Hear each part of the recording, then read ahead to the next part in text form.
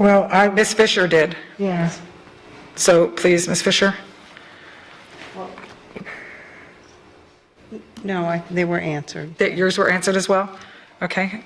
Okay, so So I Ms. saw Gittens, the, did you have well, I saw something? the question on there, and I was looking forward to hearing somewhat of the answer. Can I get an overview or something of it? Yeah, I'm happy to. Dr. Savage? Yes, through the chair, sorry. I'm happy to provide just kind of a generic kind of response around this piece related to vacancies and whatnot. We are fully intending on advertising vacant positions. The only times that we may hold back would be if there's trying to determine if there's which staff we want to be involved in some of those hiring decisions, as well as potential savings. Anytime we are able to shift, it's one of the most important things to do in an organization when you have a vacancy is before you rush to fill it, that you reconsider what is it exactly that we're asking the work within that particular area, and sometimes there are synergistic opportunities to consolidate workflows in other areas, and so those things are kind of done on a case-by-case basis. What we have done is I ordered kind of a full accounting of all of our administrative vacancies across the entire district and kind of reviewing them person by person, just so that we have a chance to kind of see where, who held that position, what are positions that are similarly scoped that are currently occupied, and that's part of an ongoing work effort among our leadership team. So but we're happy to provide all these reports and whatnot. Anything that you would want related to that topic, we're happy to provide to the board. Ms. Fisher? So then, that being said, as you're doing that, how is the work getting done with so many vacant positions? And some of them have been vacant for a considerable length of time. So that's my concern. It's an excellent question. Some of it depends. I would say, like, for instance, there are a couple occasions right now in HR where, because some of that work, there can be no downtime. There can be no period where decisions aren't being made. In some of those cases, part of our administrative schedule allows for us to compensate employees who are able to add those additional duties, that they receive that additional compensation.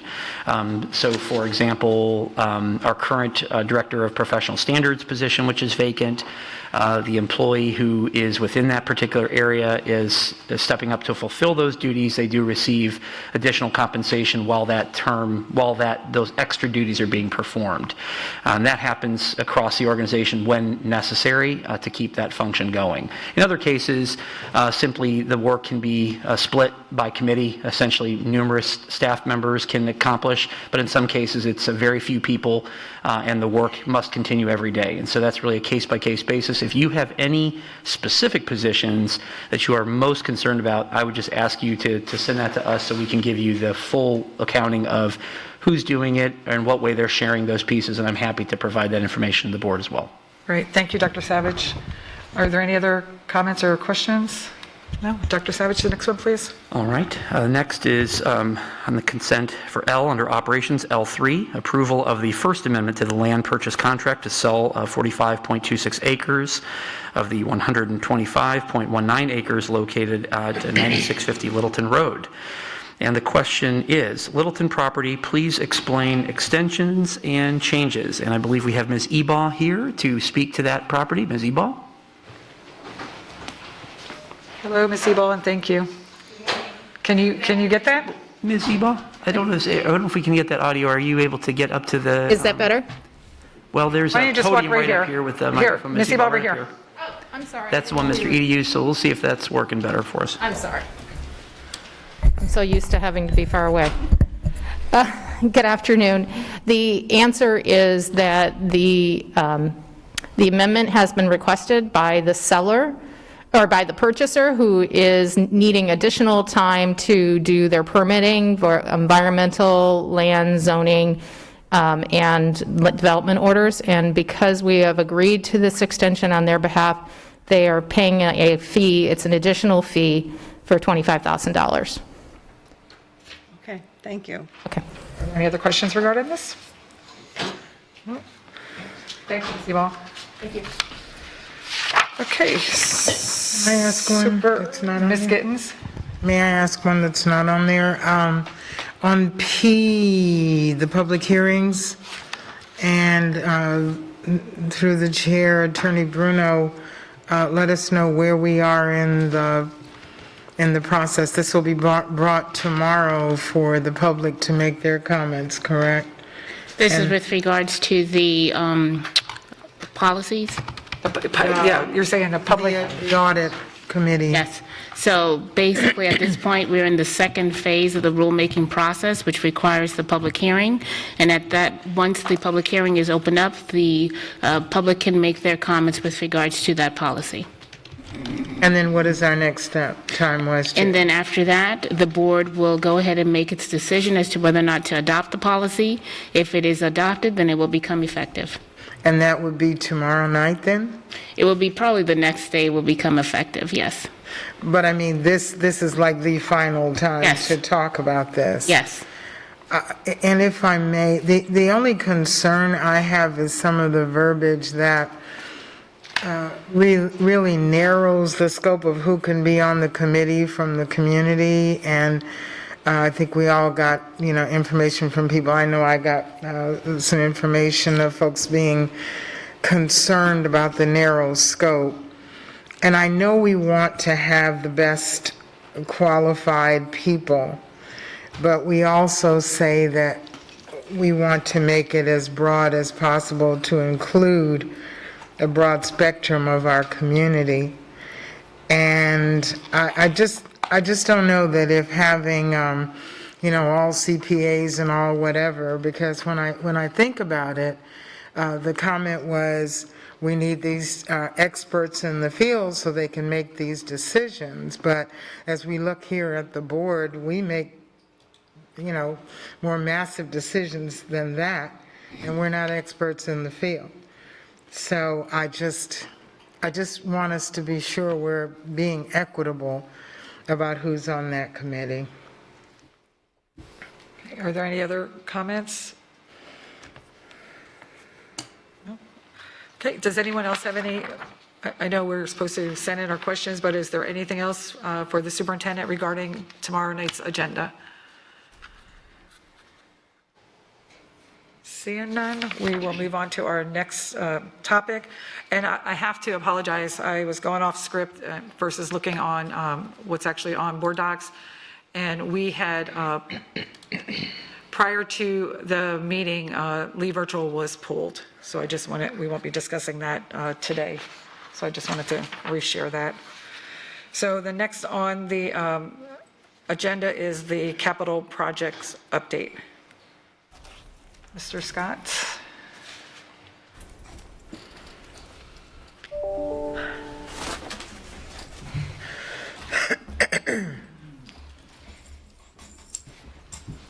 Good afternoon, and thank you for being here. Good afternoon, board members. Dr. Savage, Esquire Bruno. This is your August 2021 capital update.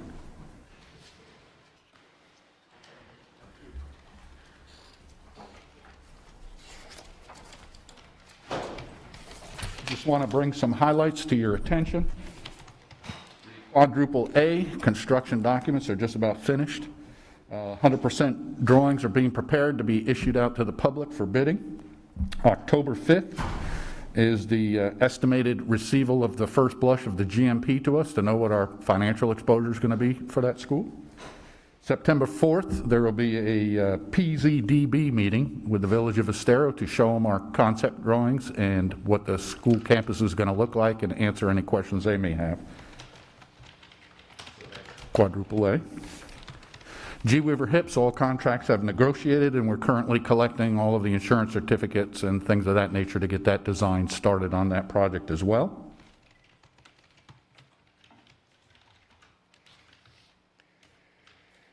Middle School East Zone is complete. The school is in. The project passed its certificate of occupancy, and we're now moving into the closeout stage and ultimately the auditing stage on that project. Over the summer, we used some of our contingency and we did vibro compaction, and then that is the foundations for the addition portion that'll be linked with the J build next door. So all of that muddy work, noisy work, and underground work is in place, ready for the foundations to be poured upon it.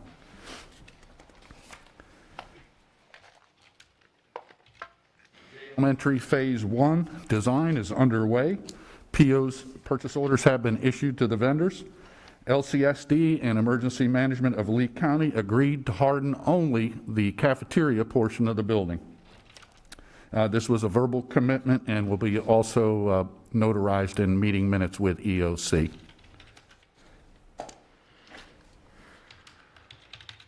Transportation East, the project budget was originally $900,000. It's at $1.5 million right now. So the project is doubled. It's a steel building, and everything steel right now is increased.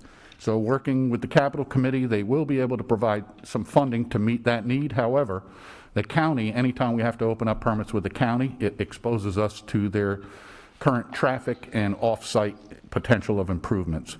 So they've asked for me to do a limited traffic impact study, which is about $5,000 in cost, and it appears that it'll only require some minor striping. So assumably, if that is the case, and other than that $5,000 and maybe another 5 or 10 in restriping of the left turn lane into the property, we will move forward with that. If it requires major asphalt replacement and milling and things of that nature, then we're going to scrub the project, at least for now. So this right now is in flux until I get the TIS study and it approved for a design concept by the county. The next series are canopy projects, and they're all completed on time and on budget. You have Harns Marsh Elementary School, East Elementary School, Villas Elementary School, Treeline Elementary School, Gateway Elementary School, and Bonita Springs Elementary School. The portables are in place. They're being occupied, and the school, it was opened on time.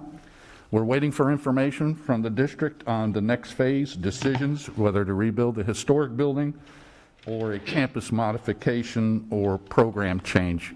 But that's still in the works, and that'll be decided shortly, so we know what the next phase to move into is.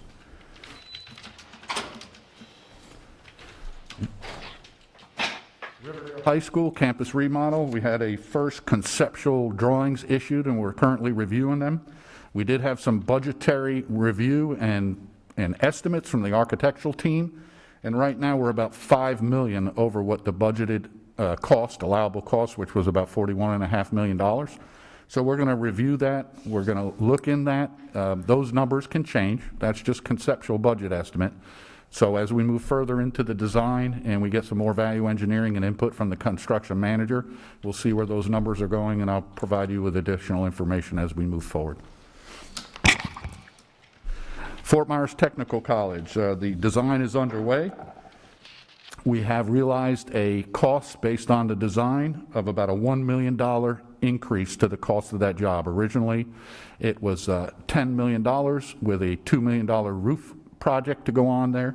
Right now, the renovation of that campus is a little more extensive. Much of it wasn't sprinklered, so we have some work to be doing in there. So again, we have some potential of grants that can help provide this project funding. We're looking into see if they will be available to help offset that cost, and I will keep you posted as we move forward with the funding on that one as well.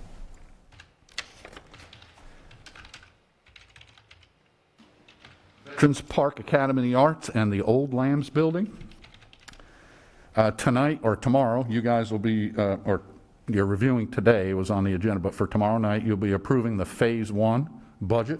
That allows me to engage in all contracts and start the design for the renovation, particularly the renovation of the Old Lambs Building to get that up and running for start of school next August, the renovation of that. We've budgeted about $8 million for the Old Lambs to get ceilings, lights, carpet, vinyl, casework, science updates, and about $16 million is set aside for that joined arts building that would be shared by both the current VPAA elementary school and whatever it turns out you name the Old Lambs Building to be. So design has begun. Fort Myers High School, HVAC, substantially complete. We had to extend the substantial completion date to 9/15, and again, this is, we utilize some of our project contingency to add additional scope to this project, so we're still within budget, and we're doing that extra work that was required to be done at that campus. Cape Coral, additionally, that substantial completion has also been extended to 9/15 due to COVID and delays of getting some equipment to the site. So again, that's COVID related on that particular site. But it's on schedule, slight delay for materials, but we'll have that finished mid-September. Orangewood Elementary, that's next in the queue for procurement. As you guys are aware, there's all sorts of contracts and things flying out in negotiations, and this was the next one in the queue. So that's the HVAC update at Orangewood Elementary School. And we should be getting into that negotiation period in the next week or two, as soon as procurement schedules it. Fort Myers High School, this was the auto lift concrete restoration. I told you 15 years later that OAK came and made sure that their work was right and proper, went out there. That is complete and functional.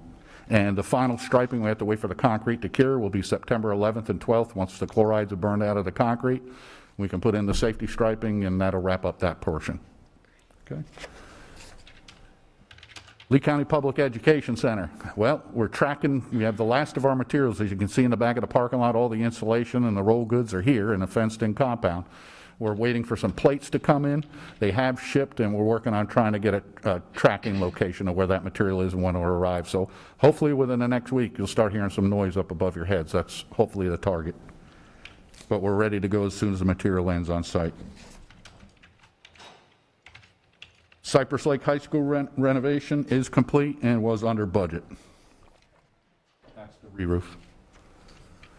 Mariner High School, this was tying the old Mariner High School that used to have an old sewage treatment plant connected to it. It is now tied in with the City of Cape Coral utilities, and we will be moving into another phase eventually where we demolish that old sewage treatment plant, clean up the soil, and get it off the project site. But that was a successful job, completed on time and on budget. The next is a slide of what I wanted to show you. This is just the initial engagement of my staff and what we'll be overseeing in single point entry renovations, some of the larger projects. We've called out architects. The PMs have been walking with the architects on site in the school to come up with conceptual designs. And we will be adding more to this list, but these are the few projects that we're starting to go now with work authorizations being brought forward to engage. And the next is the maintenance update.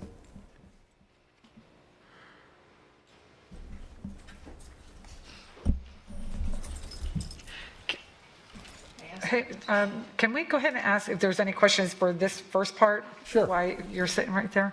Ms. Morgan? I apologize if I missed this, Scott, but do we have an understanding with the county when they ask us to harden our facilities that they pay the up cost? I can't speak to the financial. I can speak to what I'm required to do by code. By statute and code, I'm required in a deficit county to harden the shelter. There's two concepts. Right now, statute and code says ICC 500, which is 50% of the available square footage, or you have the ability to meet with your local EOC and reduce that as long as you have concurrence. So we've reduced it at J to just the cafeteria, and that was a meeting that Dr. Savage had with the County Manager, DeJolet. And we also, Kathy Ebel had meetings with the local EOC directors and staff to get that memorialized in meeting minutes. And in terms of the funding, I can't speak to that. Thank you. Did you have, Well, I mean, obviously the question is, so Dr. Savage, can we check on that, please? As far as the funding, when we're told to harden certain schools, where does that funding come from? Well, An answer to that and send it out to all of us? we certainly can work on either a written response or, I don't know if Dr. D wants to speak to any of this now, presently. I'm sorry, I didn't see her. Dr. D, do you want to speak to any of the financial pieces now, or would you prefer us to just put something in writing, issue out to the board? Well, if she can answer. Okay, she's going to go ahead and try to address our piece of this. And just while she's kind of making her way up, I can try to highlight a little bit of what Scott was referring to, that this is, we have many shared ventures with the county, and that's what a lot of our interlocal agreements tend to try to speak to, whether it's SROs, through that piece, whether it's through hardening costs, whether it's through disaster reimbursement with some of those pieces. There's so many of these different pieces. And so, Dr. D, I know this is just one specific part of that, but I just wanted to highlight that there is a substantial relationship with the county in terms of these shared issues. Right, and we have a meeting coming up with the county soon to kind of revamping our interlocal agreement with them that will potentially identify some additional sources of funding that the county can opt in for, like state grants and state funding that would help with the cost of these hardenings. In the past, it's been kind of a mixed bag, but I would say probably for the majority of them, we've just taken those costs on. So. Ms. Morgan? I mean, the fact is, we have very weak interlocal agreements with the county, and this is where we get in trouble.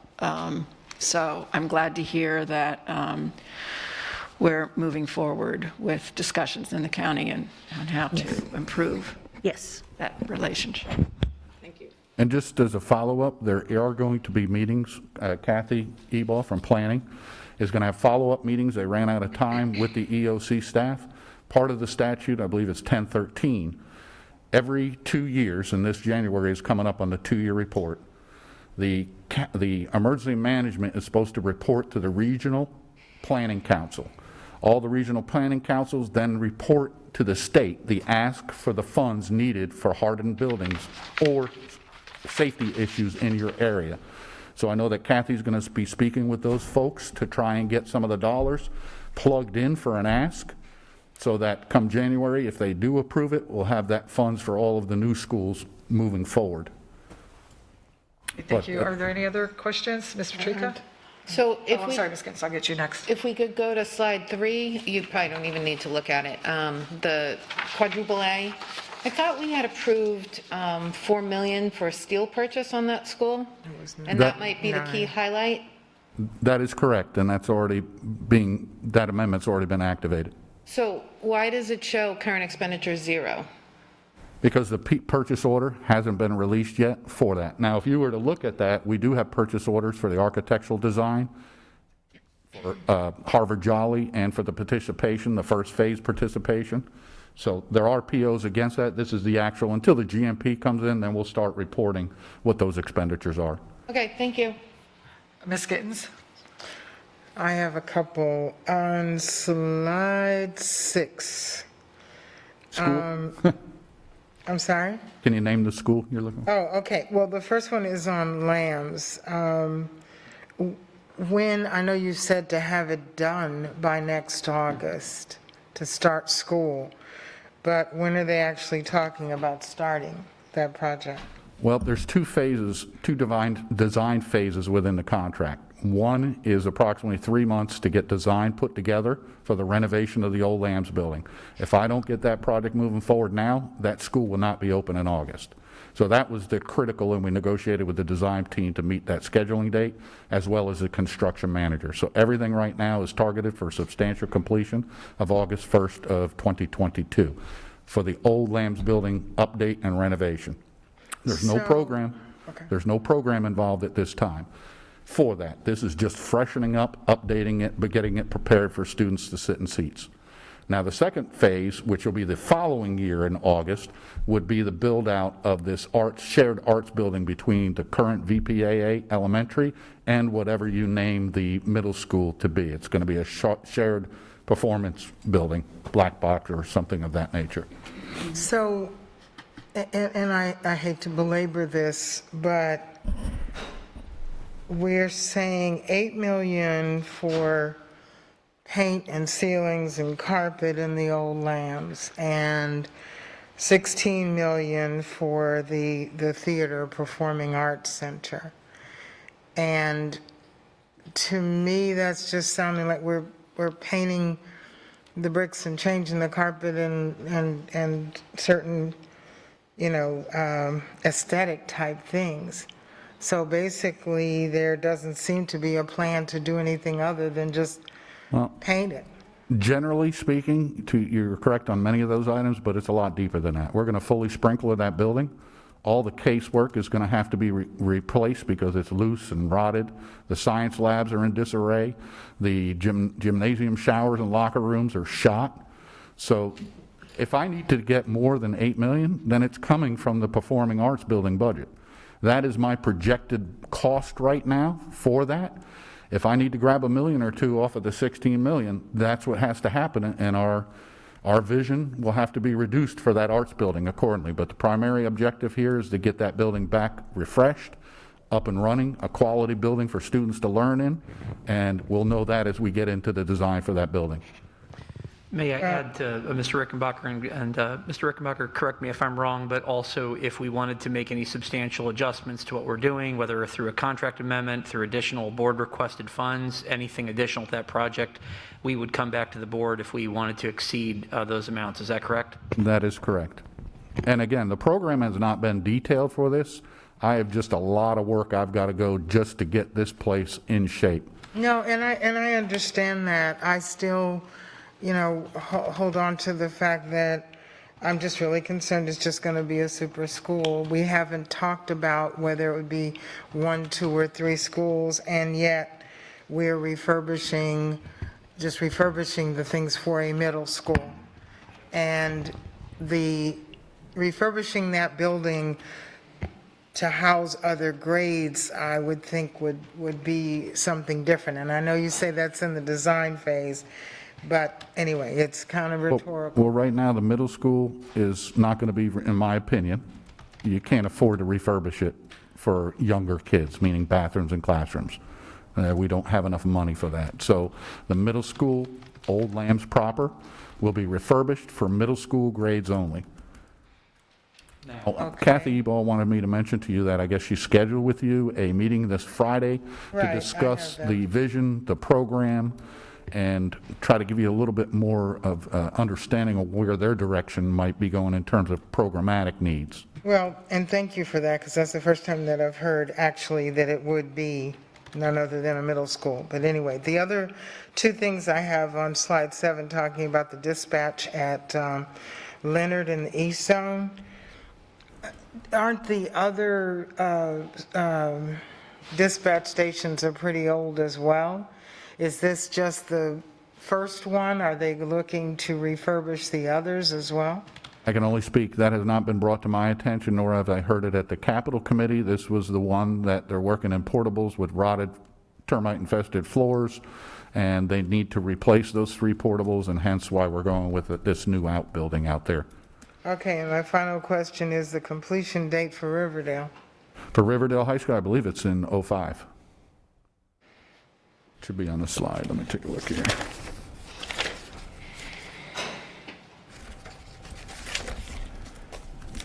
I thought you need 25? Yeah, it can't be 05 I because we're know. past You mean that. 25? Yeah, it should be 2025. 2025? Correct. I'll reserve my questions. Thank you. Okay, and then if I, please, I'm definitely trying to make sure that we're keeping everything in order, so if we can keep, just remembering, like 3 minutes, so that way we can keep on our time chart as far as the agenda is concerned. Is there any other comments for Mr. Rickenbach? I do have one quick question, actually 2 quick questions for you, please. Regarding the list for the single point of entrance, you said there will be more coming on there, because I know of 2 middle schools right now that have multiple ways of getting in once they're in that front door. One in the Cape and one in Fort Myers. So there's 2 that I know that very... Construction has approximately 22. The remainder fall under maintenance and IT because they have a smaller scope. We noticed that there's some discrepancies in what construction was walking and meeting with principals and maintenance and so forth. So right now I know that Dave Newland and his people, as well as Dr. Spiro's people, will be meeting to discuss a uniform type of design so that we're all on the same page and you don't have those questions, why are you doing this in this school but not in this school? So it's just a matter of opinion, and before we kick these off and go in wrong directions, we've requested that those two departments meet and give us clarity on what they would like us to provide. Thank you. So I guess it would be good, an idea if possibly we could see that, because I know when I'm talking and I'm in the schools, I see that that's taken place and they're not on this list. Correct. Well, you should see them. Again, we just Okay. picked this up and just started working, and I wanted to show you where we've met, all the ones you see on that chart. We have met with the architects, we've got procurement to give us the next available designer, we've walked the sites, met with the principals, so you will see that list grow on your next update. Hopefully, up to 22 schools will be on there. And then thank you for that. And then my second one is, because we were speaking about canopies, I know that there's some issues at some of the schools where the canopies are, I believe, are new, but they're still, or maybe they're not new. I may be misspeaking, but they're leaking into the school. So I think that maintenance may have that on there. Well, that should be a warranty item, so I would assume that if they're leaking, the building supervisors and/or APs of facility are reporting that in. If it goes through the maintenance reporting system, then maintenance walks over and tells me about it, and we get them on warranty to go out and fix it. So I'll I'm send that to make unaware of, I'm unaware unless maintenance, are you aware of any leaking condition? I'll send it, I'll forward it to you so that can be checked on. Absolutely. And then I also wanted to just say thank you very much for, you had given us an update regarding the cost of steel, metal, all of that. I was just at a meeting 2 days ago, and that's exactly what they spoke on, how Aldi's and Amazon and all these other companies are stockpiling all the materials, so it's harder for us to get that in. So that is an accurate statement. I just wanted to thank you for keeping us aware of that before they were out there telling the public as well. So I thank you for that. You're welcome. So moving on to maintenance. They'll give us their update. And thank you, Scott, for always sharing with us, or Mr. Reckenbach.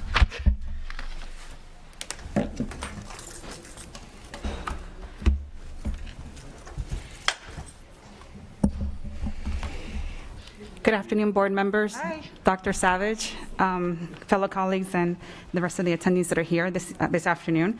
So maintenance just wanted to provide you with some quick updates on some of the projects Sorry, that we're... Ms. Barbara, I don't mean to interrupt you. Can you, even though we know who you are, could you just please state who you are for those who may not know who both of you are? Absolutely. Thank you. My name is Barbara Cedino. I'm the Assistant Director for the Maintenance Services Department. And I am Jimmy Thompson, Maintenance Coordinator. Thank you. Thank you both. Thank you. All right. All right, so some of the projects one of the projects that we have going on is at Cape Coral High School. This originally started with a CIP request for installation of restrooms. They have concurrently one in their parking lot in between their two fields, and they needed an upgrade on this one.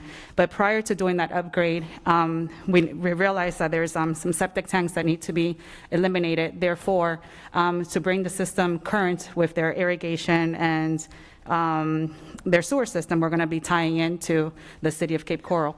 So in order to make that happen, we have to do some engineering first to ensure that we're following the proper processes. And this is a first step in this project. So that's currently where we're at right now with this project. On August 25th, we did have a kickoff meeting.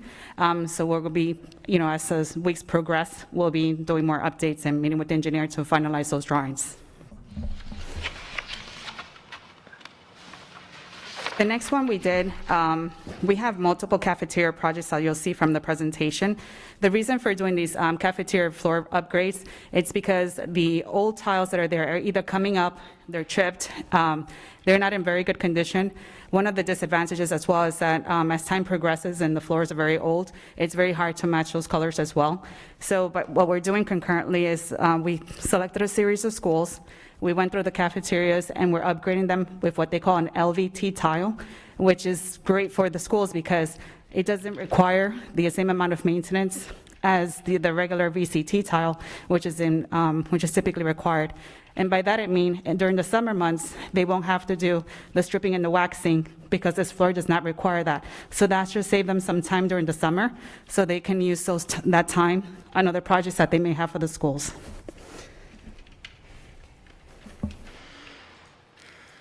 Edison Park Elementary School is another flooring project, which is the same conditions, same situation as well. Hancock Creek Elementary School, this was an LED lighting upgrade project. So what we did here, about 90% of the fixtures there were actually LED retrofits. And then the other 10% was new fixtures, LED fixtures that were installed. So the great thing about doing this upgrade project is that it's aesthetically pleasing for the classrooms. It provides more lighting for those rooms. And then additionally, it's typically LEDs are able to save about 75% to 80% of those lighting costs. So this will help with those lighting costs at that school. J. Colon English Elementary is another cafeteria project. Again, it was the same condition, the conversion from a VCT tile to an LVT tile. Patriot Elementary was originally a CIP request project, and what took place here is that we actually merged 2 different classrooms together and to convert it into one. The benefit of having this merge is that it gave the ESC students more space to be able to spread out, and it gave them, we installed cabinets there for them so they can have space to install their, for the different things that they may need. We upgraded their bathrooms, we gave them new fixtures. Additionally, we were able to provide them with a washer and a dryer for those ESC needs that they may have at that location.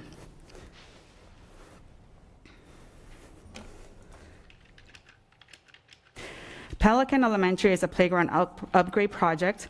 Basically, as the equipment starts to deteriorate and it starts to get chips, it's no longer good for the students to use. Therefore, this project is actually to upgrade the equipment that's actually there. Pelican Elementary, as you can see from the photos, this was one of the conversion projects that we did from VCT to LVT. And again, it's the same thing, VCT to LVT, which will require less maintenance in the summer. St. Carlos Park Elementary School, this was a full campus cabinet upgrade project. So this right now, concurrently, we're almost finalizing this whole project. We have the remaining, we still have some doors that need to get installed, and we're also finalizing some punch list items that we identified during our walkthrough. As you can see from the photos, the top photos especially, a lot of the cabinets at the schools were either chipped, were rotted in some areas. It's hard to match a Formica once X number of years goes through. So now everything at the campus pretty much follows the same standardized color. All the base, all the tops are all white. And then the school was able to select a countertop of a specific color from our palettes.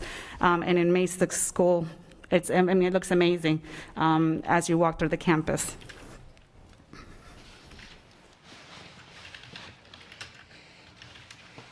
Skyline Elementary is the same type of project as well, another cafeteria project that we had there. Sunshine Elementary, we actually did flooring in 2 different areas, building 4 and the cafeteria. Again, it's a VCT to LVT conversion. Tanglewood Elementary School, we're upgrading the pavilion there. Concurrently, we're working with the designer, the architect on a new, like a standard design that follows the new construction that is being made by construction services. The reason for this upgrade is because there is some termite damage to the structure itself. So we're trying to make sure that with the new design, it's to the new standards that construction services is using, as well as the incorporation of a restroom, for that area, as well as like LED lights and things like that for that particular space. It would also include like an office. That's currently what our designs are incorporating. Tice Elementary School, this project is actually needed because concurrently the system actually operates off of 2 pistons. So what's happening is that the elevator goes off of balance. So what we're trying to do with this project is actually convert it from a 2-piston system to a single-piston system to eliminate that unbalance from the system. Unfortunately, we had some delays due to resources that were available. So the driller that was going to work with us on the project will not be available until later. So we've had to reschedule this project for the summer. Also, because this is going to be not just like a one-week project, it's going to require multiple weeks, it's best that we make sure that we have ample time, and as well to avoid disruption to the schools and students that are there. Challenger middle schools, one of the challenges that we've been facing is that some of our gutters that are existing in some of the facilities, they're deteriorating, they're rusting, the salt in the air just eats away at the metal. So we have multiple projects that are that we submitted for our capital this year, and they were approved. And Challenger Middle School is one of those where we have deterioration in existing metals, and we're going to be upgrading those gutters in order to install new. Edgewood Elementary, this is the same type of project. We are actually also adding additional gutter system, because what happens is many times if there's certain areas that do not have them, they start splashing a lot of this water and it gets the kids wet. So we're trying to make sure that we're capturing, as many areas as we can and making sure that it's draining to the proper systems. Creek Elementary School. This school, we're actually adding additional gutters. What's happening here is that as the rain is falling, it's actually etching the concrete. So what that happens is that it causes a trip hazard, and it's a problem for us, if somebody gets hurt. Therefore, with this project, we're going to complete the remaining areas and finish installing these gutters throughout the school. Middle school, Jimmy. Three Oaks Middle School, since this slide was created, we actually had a kickoff meeting. What we're trying to do is we're trying to preserve a new gym floor that was installed there recently within the past 18 months. So we're expediting this. We met with Wright Construction. We're waiting on a formal estimate, but the initial estimate is coming in verbal around $699,000 with an estimated $50,000 with building officials. And we're estimating this completion date to be done around March. We're securing our capital asset as best as we can by patching as often as we can. But with the price of materials going up and contractors being harder and harder to get a hold of, we don't want to run the risk of ruining this gym floor. So we're expediting this one as fast as we possibly can down at San Carlos Park. Three Oaks Middle, I apologize. Okay. Trafalgar Middle School, again, this is one of those projects that got approved this year, and it's the same thing. Existing gutters are rusted through. They're not really, they're not really routing the water to the correct areas within the campus. So we're going to be upgrading those with a better, it's called an anodized aluminum, is the new metal that we're going to be using that's suitable for this subtropical region of the country. This one here, I'm not sure if how well you can see it, but this is the same type of problem at Lexington Middle School. We actually have a waterfall effect. The middle slide on the top, because of the rusted spots, when the water goes through, it just looks like a whole new waterfall that's taking place at the campus. So it's not a good situation. One of the disadvantages of having this scenario is that it causes flooding in unwanted areas, and some of it can also backfeed into the school. So this is why these projects are important for us at the schools. Littleton Elementary, same, again, it's just another gutter project that's taking place there as well. Varsity Lakes Middle School and Lehigh Senior High School. So this is a little bit of a different project. This is actually part of a larger scale project. With this project, what we've done is that we've installed some concrete barriers on the north side of the Varsity Lakes Middle School campus. What this is supposed to do is serve as a barrier to protect the students that are walking along from the varsity school site all the way out to the street. So this would actually give the students that protection that's needed while they're walking from the vehicles that are there. What's going to happen here is that we're going to be recreating, as part of like a stage 2 of this project, is another entrance for buses to come in on the northern part of the property above, well, just north of Lehigh Senior, and from the traffic light all the way to the campus. That would be their new path, and that would also give them the ability, when they're exiting, they'll be exiting through a signal light, a stoplight that's actually there. And it also gives the school like 2 entries and for emergency purposes as well. So that scope of work, we're still working on and developing that piece, but in the interim, as a solution, we have this barrier here to protect the students that are walking along the side of the road here. Okay, those are all of our slides for today. Thank you. Ms. Barber, I just want to thank you for Hancock, because I have been there and I've noticed the dripping That is so correct, how, and it's amazing how that water has deteriorated the cement there. Yes. But I noticed it at the other schools that have that same model of school, that's happening in there as well. So are we looking at those schools as well? Yes. What we have is we're still developing or finalizing like our 10-year plan that we submit to Budget Department. So what we're doing, we're prioritizing which schools have to get done next. So some of these campuses already had like partial pieces done in the past. So now we're trying to finalize and just finish off those projects so we can have them fully completed. Great, thank you. Thank you. Ms. Patrica, and then Ms. Fisher? I just want to say it was really great to have you guys here today. As much as we love Mr. Rickenbacker and our construction projects, it really was good to see the maintenance side and where this money is going. Huge projects for Mr. Rickenbacker in terms of the price, but when you add up everything you guys are doing, it's really important for us to see where the money's going. So thank you for being here. Thank you. I'd like to ask Dr. Savage if perhaps we could make that more regular. I'm not asking every month, but just more regular. And also, is there a way for us to break out on all of these slides, both maintenance and construction, which of these dollars are half-penny sales tax and which are other capital dollars? Because I think hopefully we have those your tax dollar is hard at work signs at schools where these projects are taking place. But in addition, it shows the public where that money is going, creating more transparency and all of that. So thank you. Dr. D, did you have anything you wanted to offer about the sales tax piece, or just in terms of the sales tax money specifically? Because we really typically utilize all of our capital resources and then strategically try to address what makes the most sense in that piece. We also have the plan projects that we use that are set up specifically for the sales tax. And we review this pretty regularly at our capital committee, but in terms of the expensing that we showcase through our website, I just want to give Dr. D a chance to kind of talk around that a bit. Yeah, I mean, I think the answer to the question is yes. If you're wondering if on these slides, if we could put the funding source related to each individual project, in general, yes, we could. Sometimes we get to a point of the year, if you're talking about at the very end, and we know there's project plans, but we haven't quite laid out all the funding sources yet, that's going to be a fuzzy area, but generally throughout the year, absolutely, we can note that on there. Yeah, you've done a really good job of putting it in the backup for each agenda item when we approve an expense. But Right. again, transparency and letting the public see, I think it would be good for us to see it here too. Right, yep, will do. Thank you. Ms. Fisher? Yes, thank you. First of all, I also appreciate you coming to visit, and I know the wonderful work that you do over in the maintenance department, and Thank you're you. kind of away from us, so sometimes people forget about that. But you. I have a question about the gutter repair or replacement. So are we using different materials now? Yes. And can you talk about a little bit what that is? So sorry to interrupt you, Ms. Fisher. What we've used in the past and what I think is typical for that industry is Galvalume.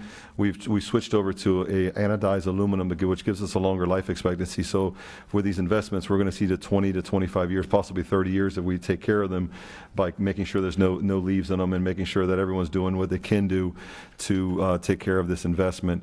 And 25 years definitely gets me into retirement. So at that point, the next crew can take over. But I would imagine, based on what I know of material and galvanic corrosion, we'll probably see 30 years out of this anodized aluminum. It's as good as we can get with it, unless we went to stainless or something like that, which would be so cost prohibitive. We wouldn't be able to do that and still sleep at night. Well, I thank you for that, and ma'am. that's a great return on investment, so thank you. Thank you. Was that your only question, Ms. Fisher? Yes, that's My question right now. Thank you. Ms. Gittens? Okay, and you don't have to get detailed because I won't understand you anyway, but on the, slide 26, where you're talking about the sewer reclaimed water connection in the Cape, I know there's a lot of concern and interest about water in the Cape anyway. Does this in any way kind of blend over into what's happening with water quality? And if you want to talk with me offline later, you can explain. Yes, so basically how we noticed this is it was a CIP project that came to be where they wanted to add a restroom over by the baseball field. If you guys have looked at the CIP project list, that was one of them. So when we did our initial site assessment, we realized that they were still on a septic tank and a leach field, and that leach field wasn't behaving the way that it should. So we were going to have to get that septic tank pumped out. So we went to get that septic tank pumped out. The Cape threw their hands up and said, listen, we're not allowing any more septic tanks to be pumped out at this point in time. If you're planning on utilizing this as a restroom, you will have to tie into our utilities. So that's what we're doing. So we're into the engineering phase to make sure that we have the right drop and everything else. So that way, when we do tie in, we have the downfall that we need to make sure that the gray and black water and everything gets to and from where it needs to get and doesn't cause us any issues. Yeah, and they also want to ensure that they have sufficient capacity, so that's part of all the design pieces that they're incorporating there right now. Okay, and that was very simple. Thank you so much. I even understood it. Are there any other? I have one more. On 34, where you were showing the counters at San Carlos Park, I know not long ago we approved increase, I think, in staff to do countertops and all these. So is this a result of that we have the staff in-house to do this type of thing? No, this actually is a contracted project that we had done. There is a lot of cabinets at that school, and we don't have the bandwidth to be able to do that project. So this project was completely like a turnkey on the contractor side. But the cabinets that are there, I'm sorry, can you say the last part? No, I was just wondering if it was our in-house. Oh, no. We had approved an expansion of that area a short time ago, and I'm just wondering if this was a result, but you're saying Right. it was. No, we can currently still have the same number of personnel in that area, so this was a contracted project for us due to the scale. We are able to do smaller scale projects, but this one's for the time period that we have to do it in, it's not feasible for us. Okay, and I just want to say as well, thank you so much to both of you for being here and being so knowledgeable to explain, so all of us understand. Thank you. Very much. Okay, and it looks like we have no other questions, so thank you both very much for being here. We always appreciate you coming. All right, thank you so much for having us. Have a great day. Have a nice afternoon. Thank you. So moving right along, our next agenda item is health protocols. We have 60 minutes for this item. And Ms. Stillwell, while they're coming up here and when they all get up here, if they could just, everybody introduce themselves, just so those who are not familiar will know who you are. And hi, Miss Vicky's here too.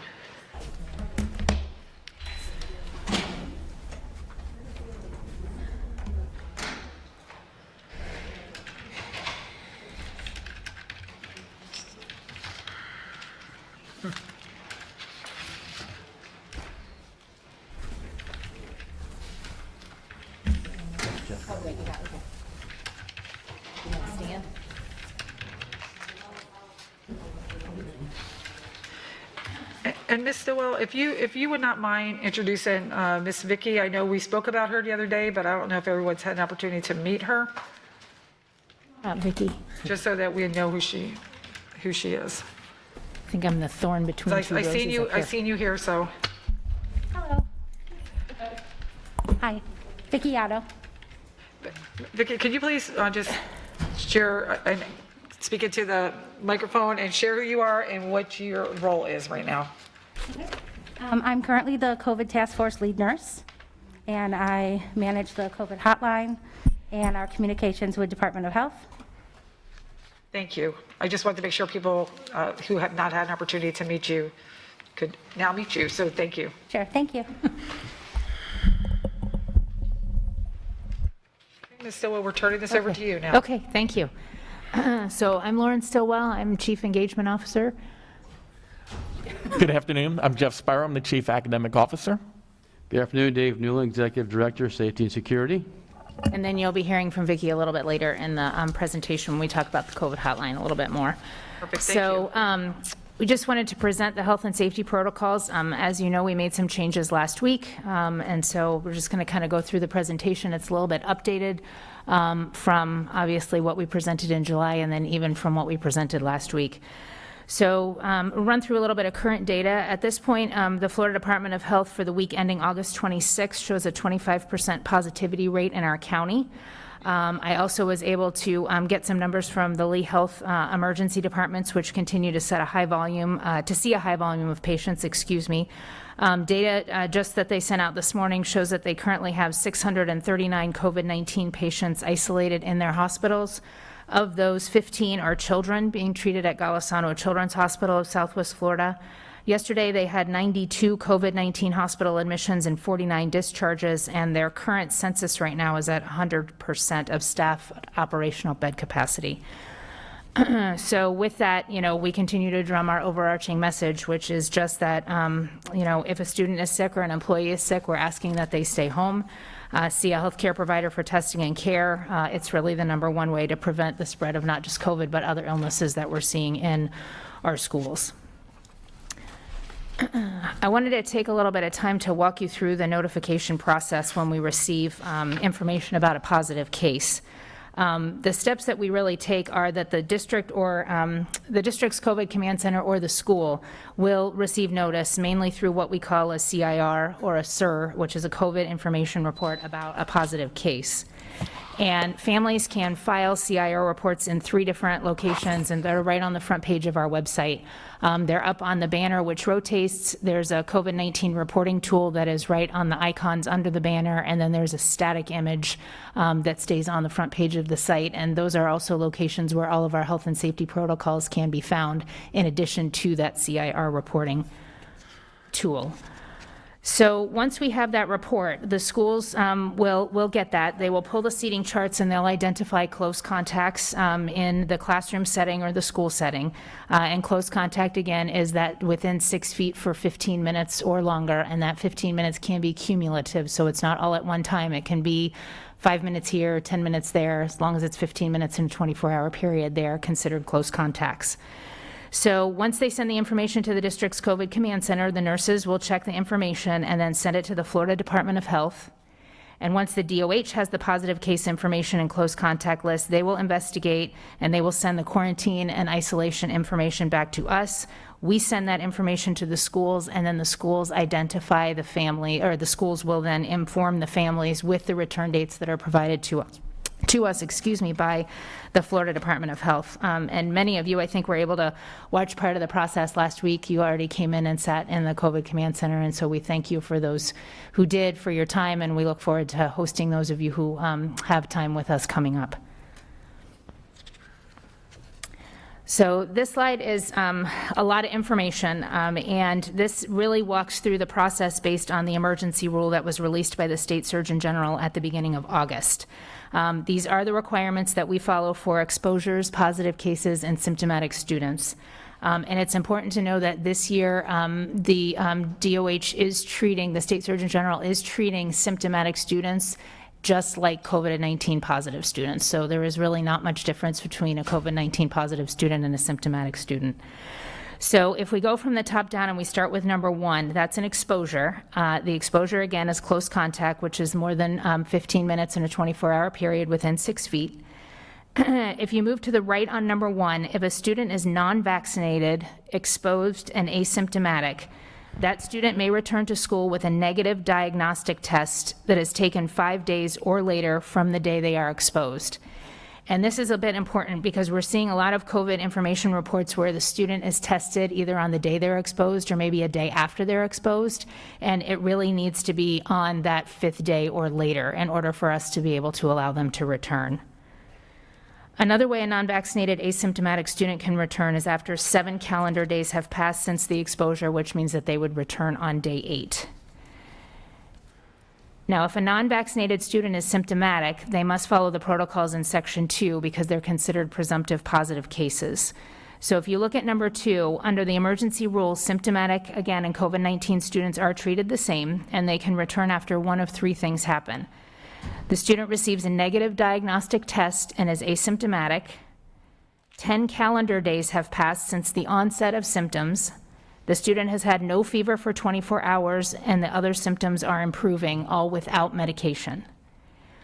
And then the last one is that the student can receive a note from an MD, DO, or ARNP to return, and the student's symptoms are improving without medication.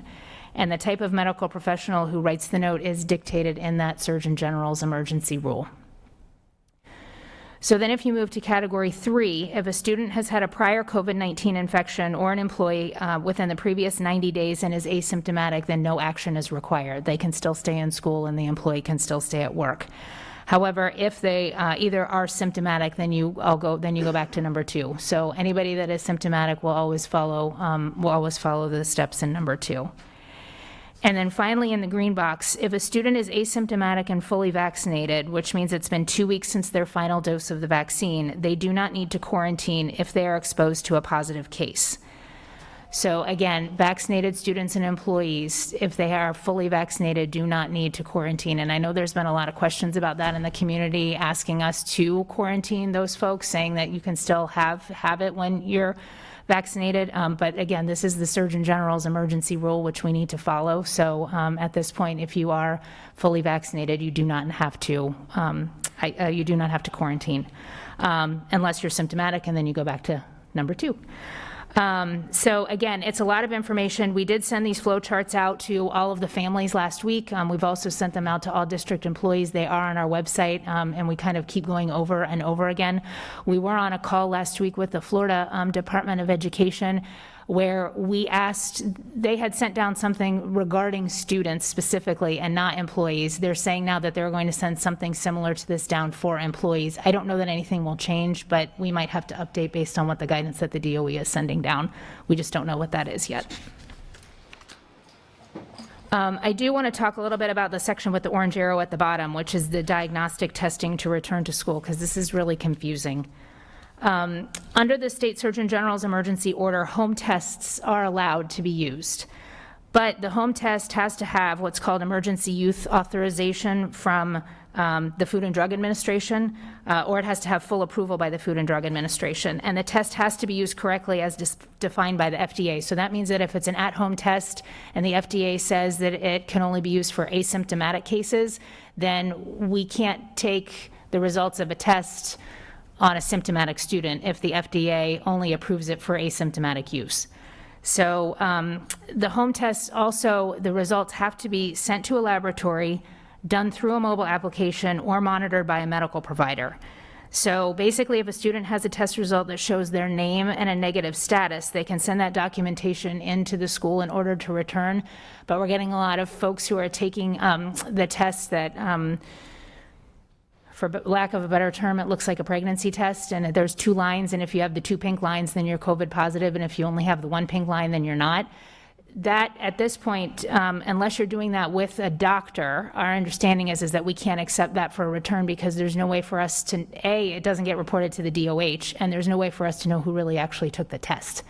So we're getting a lot of that, and I know it's really confusing. The other issue that we have is that if the home tests don't follow these rules, then the DOH actually never gets word of any of these tests, and the DOH can only quarantine based on confirmed positive cases. So if a parent is, say, sending us a CIR and it says, you know, they did a home test, unless it follows one of these ways and the DOH can confirm it, we can't quarantine people. We can't quarantine exposures, because we don't have any way to know that that was an actual positive test in the school. So I know that there's a lot of frustration out there where we're hearing from parents, you know, hey, I notified the school district and my kid is positive. And so if we don't know that the DOH and the DOH can't help us confirm that, then we don't have any way of being able to say to, you know, kiddos, you know, you're in close contact and we need to send you home, because we don't have that confirmed positive.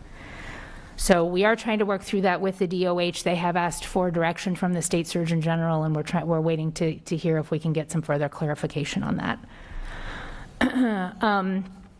As you know, we had a super fun Friday afternoon. When we have a positive case in a school, we're now reporting them on our website. The dashboard went live last Friday. I think it was the first time that I may have actually crashed a system because we sent out the school messenger message that it went live, and soon after it wasn't accessible for a period of time while we had to expand the bandwidth so everybody could actually have access. But it is live and working now. We were able to fix that problem within about a half an hour. The table does show confirmed positive cases associated with the school campuses. The first section is the daily number of cases broken down by students and staff, and then the second section is cumulative information from the first day of school, August 10th. So the information doesn't necessarily mean that the student or employee contracted COVID at the school. And also, it's important to note that the data may lag, because while we might find out immediately from a family member that someone's positive, the labs have at least 24, sometimes 48 hours to report it to the DOH. So while they may be telling us, like, hey, my child is positive right now, the DOH may not actually get those results until 24 to 48 hours later. So we do know that there is going to be a lag in some of that data, but at this point, those confirmed cases, that's where we're getting that information. We are looking at whether or not we should continue to send the letters to all of the families at a school when a positive case is reported. We are actually looking at what other districts do who have dashboards like this to kind of see how they handle that, and so we'll report back once we kind of have a little bit more of that information. For now, we are continuing to do so, but we'll let you know if that changes. And at this point, I'm going to turn it over to Dr. Spiro, Chief Academic Officer, and he's going to talk a little bit about how students are accessing their lessons when they are home on isolation or quarantine. Thank you, Lauren. I appreciate that. Good afternoon, Board. So Lauren just went through the whole process, what happens when a student gets isolated and or they're quarantined at home. So now what does that mean for a student? And so if you are a student, you then automatically switch to the Google Classroom. All teachers have a Google Classroom, and on that Google Classroom, the teachers post their assignments and the ways that students can get in contact with that teacher, whether it's their email address, whether it's when there's a good time for them to call. In addition, we also have some tutoring opportunities for students. Just like we did last year, we continued Connect with Lee after hours. That is a live one-on-one tutoring session for students who can connect with an educator to get tutoring or have questions asked on specific content that they need. That launched last week. Next week, we will begin Connect with Lee during the day. So I'm a student, I'm home, I'm able to do my work, I'm on Google Classroom, but I have a question and I can't access my teacher right now because they are probably teaching in a classroom. So district staff are going to be, district staff's going to be leading this endeavor where they are going to have Zoom links available for students who can Zoom in by content area, by grade level to get support during the day, whether it's homework help, whether it's tutoring. Now, this is not live synchronous instruction. This is tutoring, homework help, how can I help you type of information for our students. So students will have that available to them during the day and then into the evening as well. And so they have both of those resources to help when they are on the Google Classroom. And now I'm going to pass this on to Mr. Newland, who's going to talk a little bit about some of our safety protocols. Thank you, Dr. Spiro. So now turning to our health and safety protocols. Over the summer and through the first few weeks of this year, the school district of Lee County has been working internally with our healthcare partners to research, plan, and implement health and safety measures for our students and employees. At the beginning of the year, we put the following protocols in place in our schools. Social distancing to the greatest extent possible, a mask requirement with an opt-out, desk facing forward with flexibility for grouping of students for learning, assigned seating and seating charts in order to be able to contact trace, availability of hand sanitizer in key places in the school. Students are also encouraged to bring their own. Teaching and reinforcement of hand washing and respiratory etiquette, limited water fountain use. Instead, we are using bottle filling stations, and students are encouraged to bring their own water bottle. Not allowing visitors on campus during school hours, and isolation rooms at every school for students with COVID-like symptoms. In addition, high-frequency cleaning of common surfaces, positive case-triggered cleaning protocols which are followed when an additional or individual has been diagnosed positive and has been in our vehicles or buildings within 24 hours, regular cleaning of areas where food is prepared, stored, and served, quarterly air filtration replacement, disinfection of playgrounds at the end of each day, and having students wash hands or use hand sanitizer before and after play, and cleaning and disinfection of school buses after each run in both the morning and the afternoon. Last week, we reinstated the additional health and safety protocols that were in place during the 2020-21 school year. The grab-and-go breakfast and lunch, so we have the flexibility to spread students into our other areas of the school to eat. Staggered seating in cafeterias to avoid students sitting face-to-face. Wiping down secondary classroom desks after each class change. We are holding on large gatherings like carnivals, festivals, and dances. There will be no locker room use during halftime, one-way hallways and stairwells. Field trips and athletic travel will use increased number of buses to maximize spacing. Field trips will district sponsored only with school staff chaperoning, and volunteers were not allowed on campus during school hours. It is our hope that the positivity rate will be on the downturn, that we may relax some of these protocols, but if not, they will remain in place at this time. So along with all of those health and safety protocols, we know that testing and vaccination are also really important, and we continue to work with Lee Health, Golisano Children's Hospital, and the Florida Department of Health to provide COVID-19 testing and vaccine to students and employees. We are hosting the mobile vaccine clinics through Golisano at our schools. In fact, we have 4 opportunities coming up at Bonita Springs Elementary, Hector Cafferata Elementary, Spring Creek Elementary, and North Fort Myers High School. Flyers have been sent out to all those schools and surrounding schools, and many of the principals have also sent them out to their community partners and their business leaders down there in order to make sure that they know that not only are they for our students and staff, but they're for the community as well. And then we started COVID-19 testing in the schools for students and employees today through the Florida Department of Health. So that will work just like it did last year, where if there is a symptomatic student or employee, the clinic assistant will get a hold of the family, ask if they are interested in getting a test. If they are, they'll call a dispatch number. DOH will then go out to that school. They will need to wait for the parent. The parent will need to be present for any testing or vaccine for that matter, in order for us to do either one of those with a child. And then, of course, the employees, we do that for our employees as well. And again, they're completely optional. And just to reiterate, in every case, a parent guardian has to be present for the student to receive the test or the vaccine. And then finally, we've talked about it a lot. You met Vicki at the top of the presentation, but we do have our COVID Command Center up and running Monday through Friday from 8 a.m. to 4:30.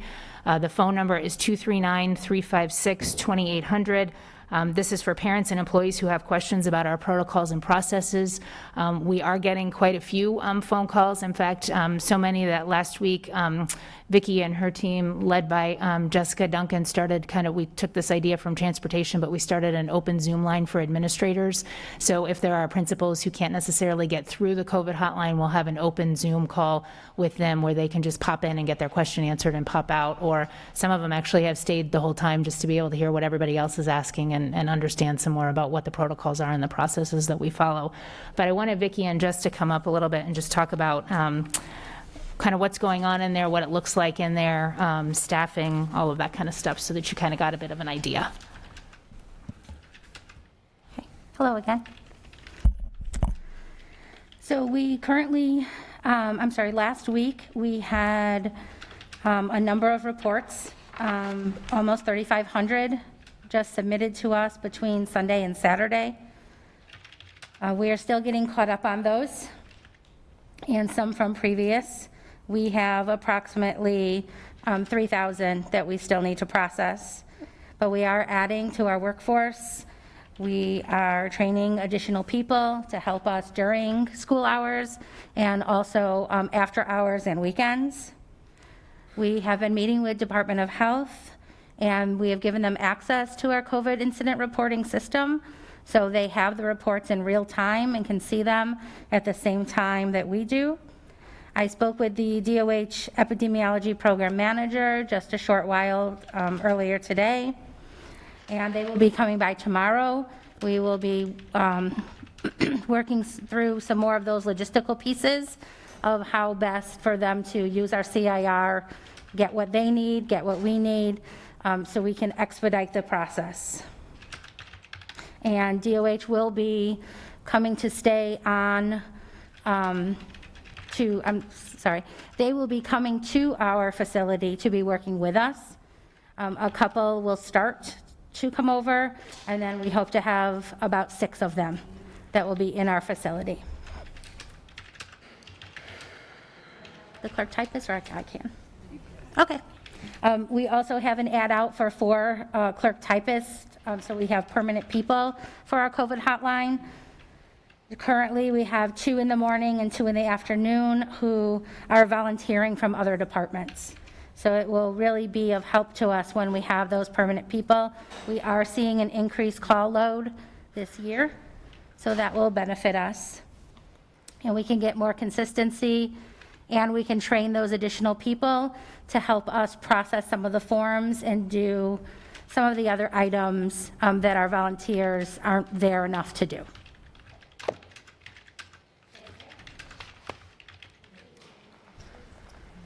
I think, Ms. Gittens, did you have a question?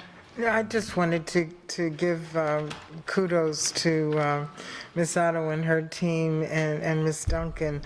I had the opportunity to spend a few hours in there last week, and bottom line is they need help. And I personally, I'll mention this later on, but I feel part of our issue is not being able to keep up with the tracing and all of that, and I'll bring it up later, but I did want to say to you guys, thank you so much for all that you do. And while you're there, what would be, if you had your biggest wish as far as what would make it better and help this whole situation, how would you word it? We, as Ms. Otto said, we did advertise for the 4 positions, and we do have a number of applicants, so we're very excited about that. We think that's really going to go a long way in supporting us in that room. If we deem at this time we need additional supports in that area, we'll make sure that we keep the team here abreast of any changes there. But we think that's going to make a significant impact, along with DOH being able to access the reports. So I think that we are in a much better place even this week than we were last week, but we will continue to assess, and if we have additional needs, keep everybody informed of those. And one other thing, part of the other disconnect is, like, not disconnect, but issue in moving things along swifter is having someone in the school that is dedicated to just doing that. Because right now, everybody's drinking from the fire hose, and everyone's job description does not have that in it. And I think we could, discuss how we could have at least one, besides the nurse or whoever is there, someone that is just doing that in the schools, that has contact with you and DOH and all of that, would help to move things along quicker. Please, Ms. Vaughn?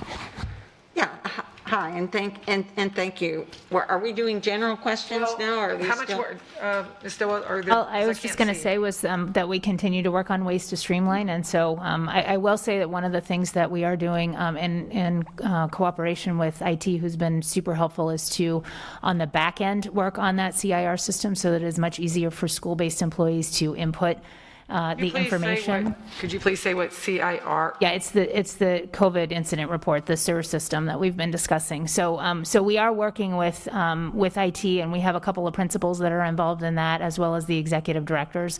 And so we are making some changes on the back end so that it'll be easier for all of our school-based employees to be able to use it and identify contacts and all that kind of stuff.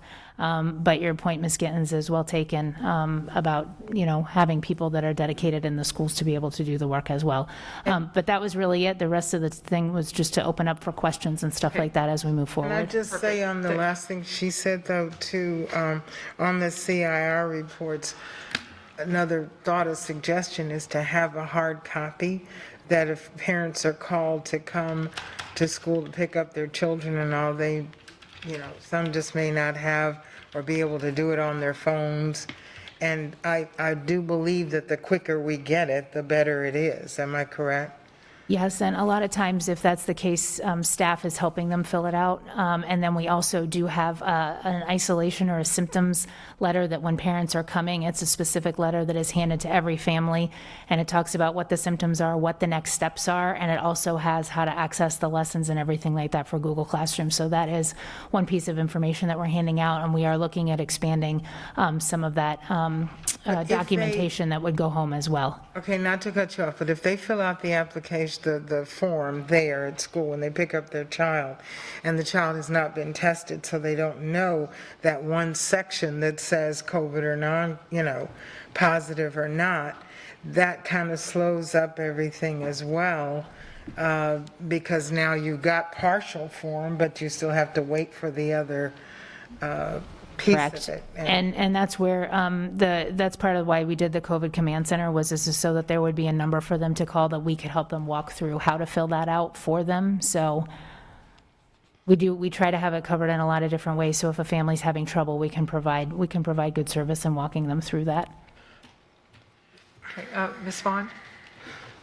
we're doing Yes. general? Yeah. Now- Yeah. Ms. Dilla said this is the time. Okay, I have two questions. Number one, we have to be cognizant of the fact that there are a lot of people not just doing double duty, triple, quadruple duty. We have volunteers. I know Ms. Gittens just volunteered. I'm on the list for, I think, next week. And there are a lot of people that are volunteering. But the bottom line is we seem to be trying to pedal faster and faster. And what we really need to see is a drop in the number of infections, because as far behind as we are right now, we're not going to catch up anytime soon. So that leads me to this question. I understand, and we really haven't gotten good reports on this as a board, that with incredible numbers of school staff being absent, we cannot get enough substitutes. We are asking, there are teachers that have written to us as school board members that say they haven't had a planning period almost since the beginning of school because they're always filling in. When there's nobody available, we have classes doubling up. In other words, so teacher A is in the building, teacher B is not, but his or her classroom needs covering, needs supervision, and there is no one. So what happens is classroom B goes into classroom A. So now we've just complicated the issue, because currently, without masks, we rely on the social distancing and other mitigation.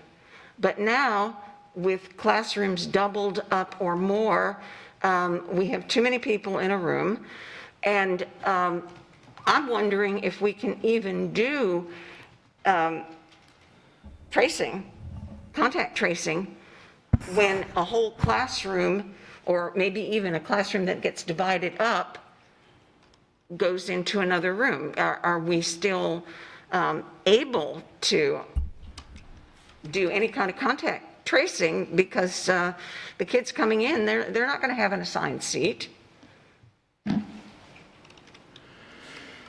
I can take that. My understanding is that many times if we're trying to combine classes, we're looking for wider spaces so that we're not trying to put them in a classroom. But yes, that if we were combining classrooms, one of those things would be that we would still need to keep a seating chart to know where those kids were, so that if in fact there was a positive with all of that, we would be able to still contact trace. Okay, but that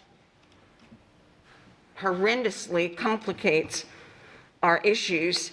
And of course, at the same time, we're trying to teach and have these children learn. And so we need to be, we're doing a great job in, or at least as best we can, in notifying, in putting some of these protocols in place. And after the fact, fogging a room where there's been infections. But the bottom line is it's the whether through actual COVID infections or quarantining, or some parents actually keeping their children home because they don't want them exposed to this. We are really fighting, to say an uphill, it's an up the Matterhorn, not just uphill. Okay, the other question I have is for academics. The Connect Lee, whether it's, okay, so the daytime, did I understand correctly, it's district staff? That is correct, yes. Okay, so whether it's the daytime or the evening, and the evening I'm assuming are mostly teachers? Correct. Our leading and learning teachers that we had last year that were using, that facilitated Connect with Lee, are also those that are facilitating it this year as well. Okay, so it's not just classroom, it's the special lead teachers? They're classroom teachers. Okay, and how are they chosen? They are the leading and learning. So leading and learning teachers are selected at every school, and those are the ones that have that opportunity to do the Connect with Lee.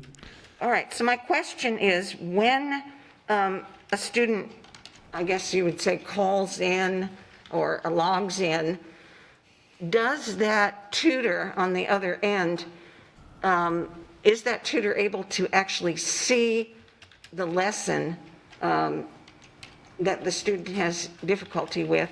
Or are they, if they're a fourth grader taking math, are they just saying something really generic about fractions, let's say? It would all depend on the student. So it might be an individual has a very specific question about a lesson, and if it's during the day, connect with Lee. And for example, we'd have a coordinator that would be on there. He or she would be able to access that lesson and be able to provide specific information. Though at times it might be very general, where the person maybe is someone who knows math, but does not have the lesson in front of them, and at that point, they would have to ask the student to describe the problem for me, let me help, and do it that way. Okay, so they may or may not be able to access. Correct. The actual lesson. And how many people do we have currently lined up for the daytime? So we had our professional development today. This morning was when we trained all of our it's actually district administrators that are doing it first, and then we'll be expanding it next week to district staff as well. We had over 70 that have signed on to do this. 70? Over 70. And these are individuals who will be taking various roles depending upon what their certification is, depending upon what their comfort area is as well. Okay, well that sounds good. I'm just hoping that enough of the students and the parents, that it's pushed out so that they know that this is available to them. So we really need to get this out to parents, because I'm thinking about, for instance, I have a grandson who's a freshman, great year. And if he's having a problem, let's say he's at home and it's math, well, his mom's not going to be able to help him, I'm not going to be able to help him. And she'll say something and he'll say, well, I'm just going to have to wait till I go back to school. There is no help. So. Right, and this is intended to mitigate that. That way a student is not stagnant. He or she could get real-time help. So it's really important that we get this out to the parents so they know, because a typical kid is going to say, wait till I get back to school and my teacher will help me. And those are my comments. Ms. Patrica, and then Ms. Giovanelli. Thank you for the update. Ms. Stillwell can attest that is the third time I have seen that same exact presentation verbatim. Couple questions outstanding. First of all, I want to tell you that I've heard from principals that their offices in the morning before school starts are like logistical operations centers, trying to figure out where to put kids with staff out. So that leads to the question, at what point can we expect as a board to start to receive reports similar to those that you're giving us in our board update each week about students who are quarantined by zone? When can we start to receive that information regarding staff that's quarantined by zone? Is that something you are tracking? Is that something you can let us know about?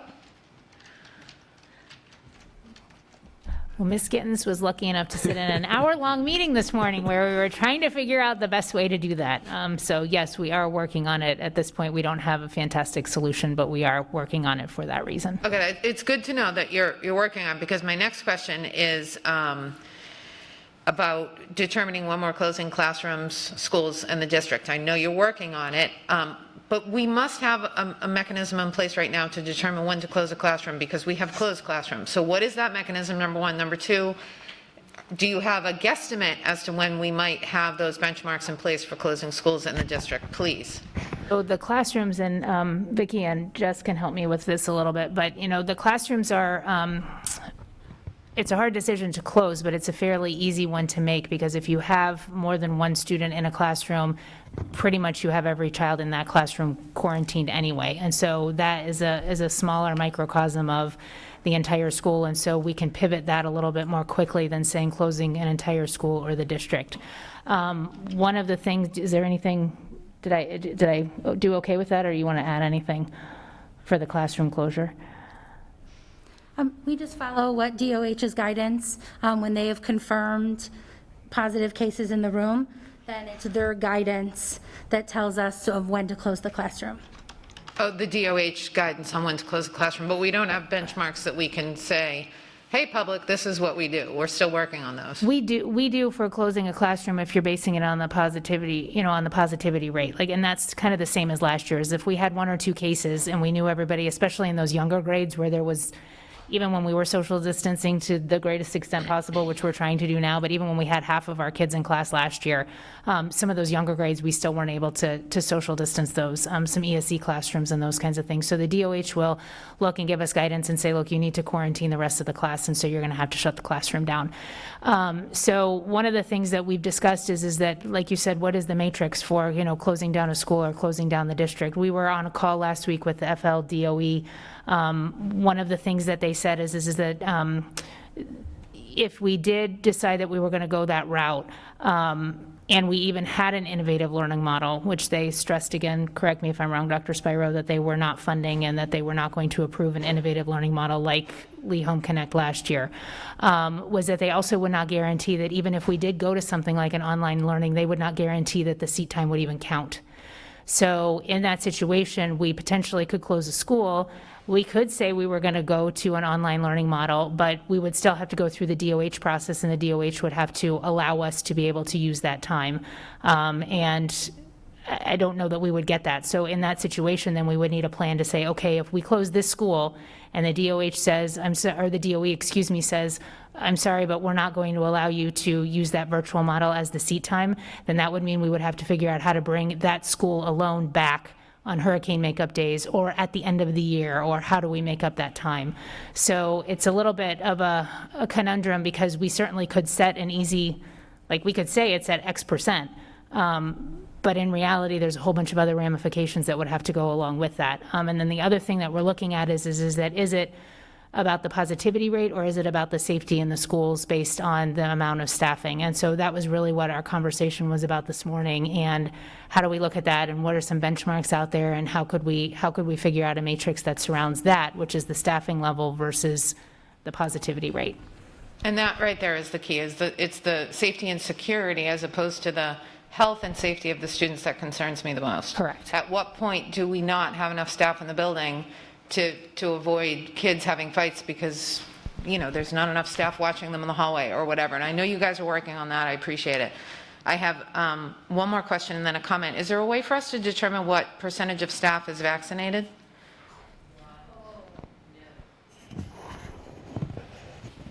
Ms. Mr. Pre-Bruno? That's a question that we have to be very careful with, because we have the HIPAA law. I understand, but could we send out a voluntary survey? It's something probably that needs to be thoroughly reviewed and discussed in the next pandemic team meeting, so. Okay, thank you. And then finally, I had one of my... Sorry, Mr. Tricka, please, folks, let's try to get the comments down so we can continue the meeting. Thank you. One of mine was out last week for a couple of days, and there was zero work in Google Classroom. Google Classroom, you know how much I hate it. And it's just, 2 whole days out of school. Sophomore year is his hardest year at that school, and now he's got to catch up. Now, I'm the mom that's going to make him do that, but how many kids are we having? Patty was quarantined 5 times last year. If we have kids with multiple quarantines, with low quality instruction on Google Classroom, I'm really, really, really concerned. There's got to be a better way. Dr. Spiro, you're way smarter than I am. You know this stuff way better than I do. I understand. You also understand the limitations that the state has put in our way. But that was an epic failure for those 2 days for that one kid. He learned nothing. And I would agree with you. I think that's unacceptable, and that's certainly a system that we need to make sure is a check and balance with our executive directors and our principals to make sure that work is updated. Now, teachers might do that on a weekly basis.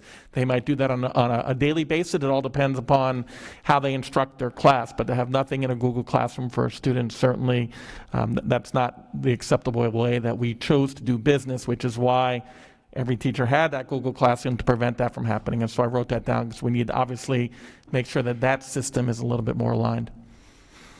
Those are my comments, thank you. Okay, and I just wanted to reiterate what Ms. Stilwell said. I did speak with the DOE as well, and they stated that any virtual learning, we would have to make up those days, whether taking it from Peter to PayPal or however that is. But if we take 2 days away from them for a closure, we have to replace it with 2 days somewhere else. So that would be a logistical nightmare as well. So that is, I heard the same exact thing from them. I apologize. Ms. Giovanelli, please. Thank you. Okay, so I have 9 questions. And ooh, yeah. Go ahead. So, and I'm going to piggyback off of something that was said. A statement was made that 35 students were out, but is that quarantine or just a COVID diagnosis? It was the 3,500 that you spoke about, I believe is what she's speaking on. For the amount of reports submitted. So just quarantine? It could be quarantined or isolated if they were So you're saying positive. it's a combination, we really don't know? Just less than average, it would be less than half would have been positive. Less than half was positive.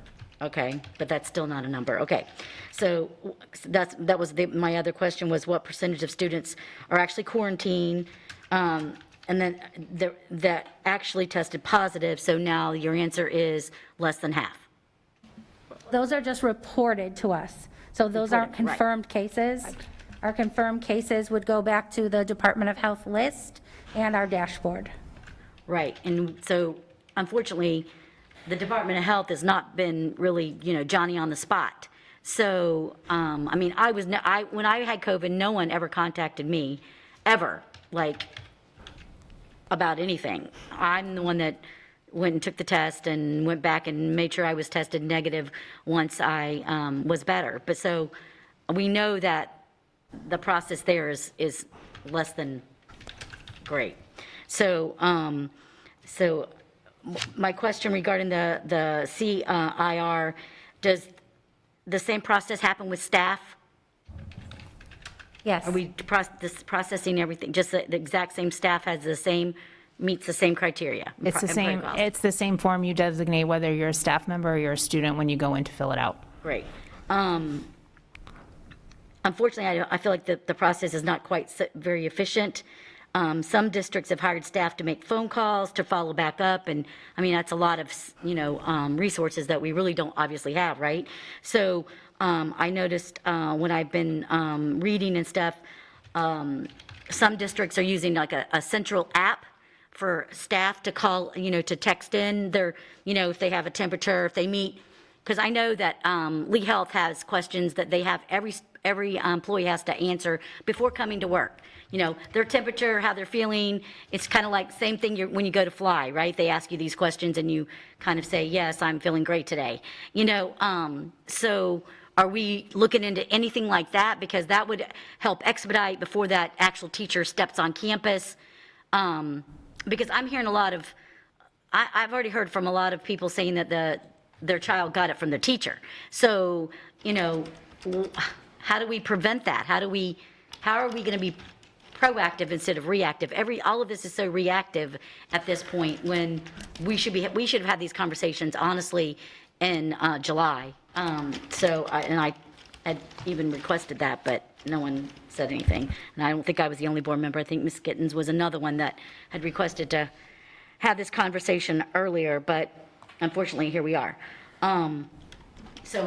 Regarding the app. So anybody if I looked into might, that? ever since last year on the Lee Clock system, when people clock in, there's a whole list, and it says, if you have any of these symptoms, please stop, call your supervisor, talks about exposures and all that, and then you have to click to agree in order to clock in. Every day? Correct. Okay, that's something I didn't know. Okay, great, thank you. Got that question answered, so. What are the actual quarantine numbers as of today? Do we have that? And does that include staff too? I can get those. I don't have them on me, but I can get them. I'm just curious where we are as of today. Do you want them since the beginning of the year or only as of today? No, well, actually, no. What are what happened today? I guess a snapshot daily it's so helpful to see, because how are we going to see if the numbers are going up or down, right? If we don't see a snapshot daily. And I think it's really important just for people to understand, understand exactly where we are at, and I don't know how we do that without seeing that. Okay.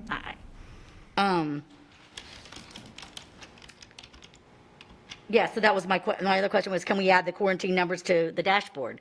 So that would be so helpful. So that was, so here's the other question that I have. I've had a lot of parents contact me. They get a child sent home, however, they have numerous children in the household that live there, and they're sent to school. How does that work if you're quarantining a classroom over one student, you just said, and now you have that child goes home and to family members, other students, and they go to school every day? And how does that work? Unless it's a positive case, you don't quarantine an exposure to an exposure. So if a student is exposed in the classroom, it doesn't necessarily mean that their family members need to not come to school because they would be exposed to an exposure. They wouldn't be exposed to a positive case. Well, some have been quarantined and because they did have COVID. So, and there's other students going to school. Explain that to me. If it's a positive case in the household, then the family should be reporting through the CIR system that their family members are exposed, and then at that point, they would stay home as exposures. Okay. Okay, so this is actually regarding safety. So how are we able to keep up with with safety if we're so short-staffed? And my other concern is like, especially, and thank you, Mr. Llewellyn, regarding the buses. I know that we're short-staffed there because we know that for a fact. So I'm concerned, how do we fix that? I know, so many students on the bus. I'll respond to this as far as the question as far as safety and numbers. I can tell you that one of the things that I speak with a lot was our law enforcement partners on a daily basis. See how they're doing. Obviously, they're getting positive cases amongst their employees to make sure that we have a presence in all the schools as we've looked from the beginning of the school year, and we do every year. So they've maintained that presence in the schools as required.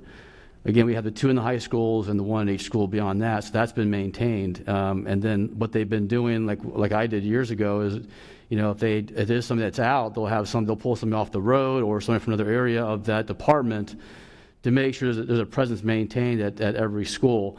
I have asked that if that cannot happen for whatever reason, to please advise so we'll know at that time that would become a safety concern, obviously, and then we would address it at that point. Thank you. Well, and that leads me to, I know that one teacher out east had 90 students in a classroom. I don't know how we keep them safe at that point, 90 students.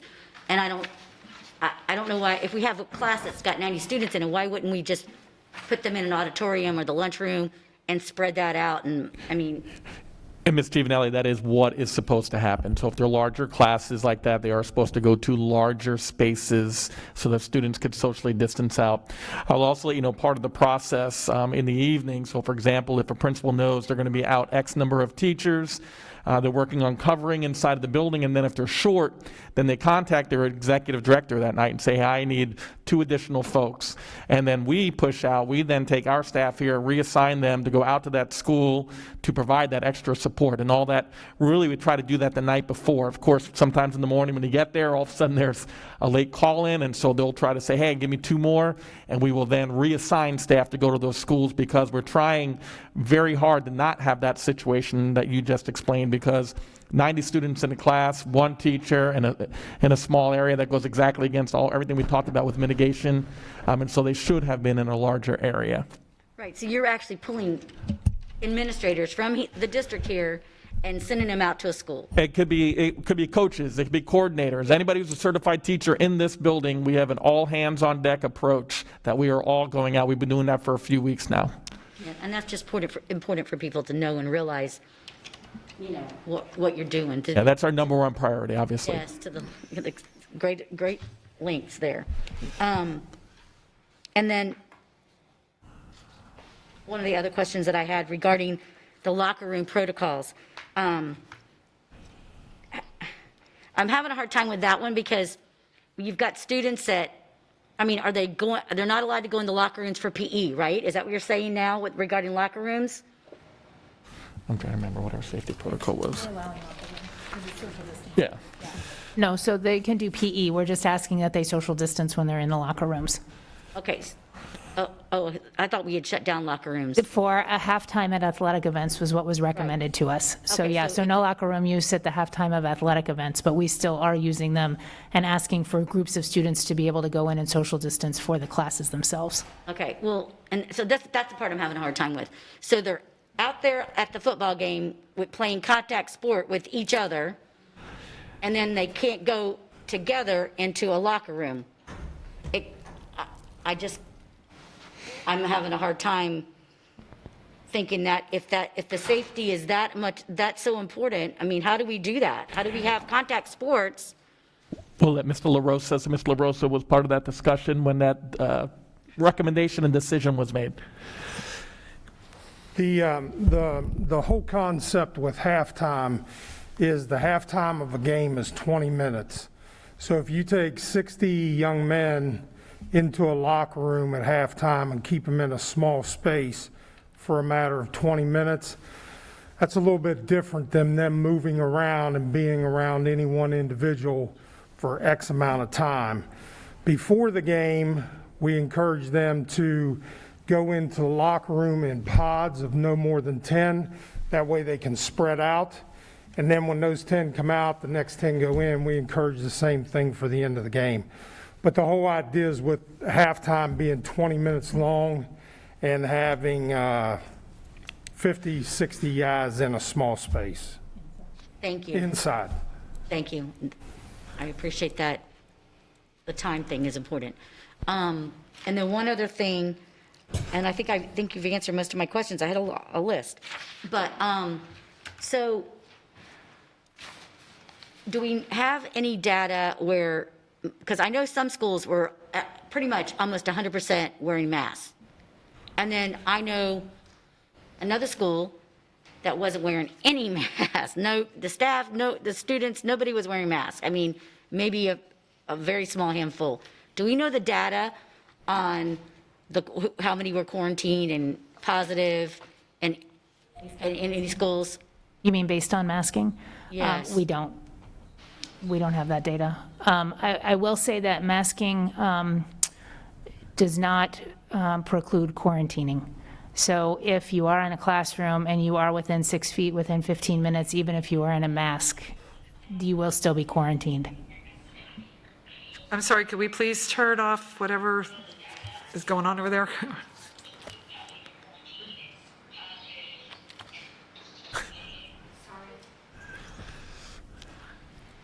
think that was me.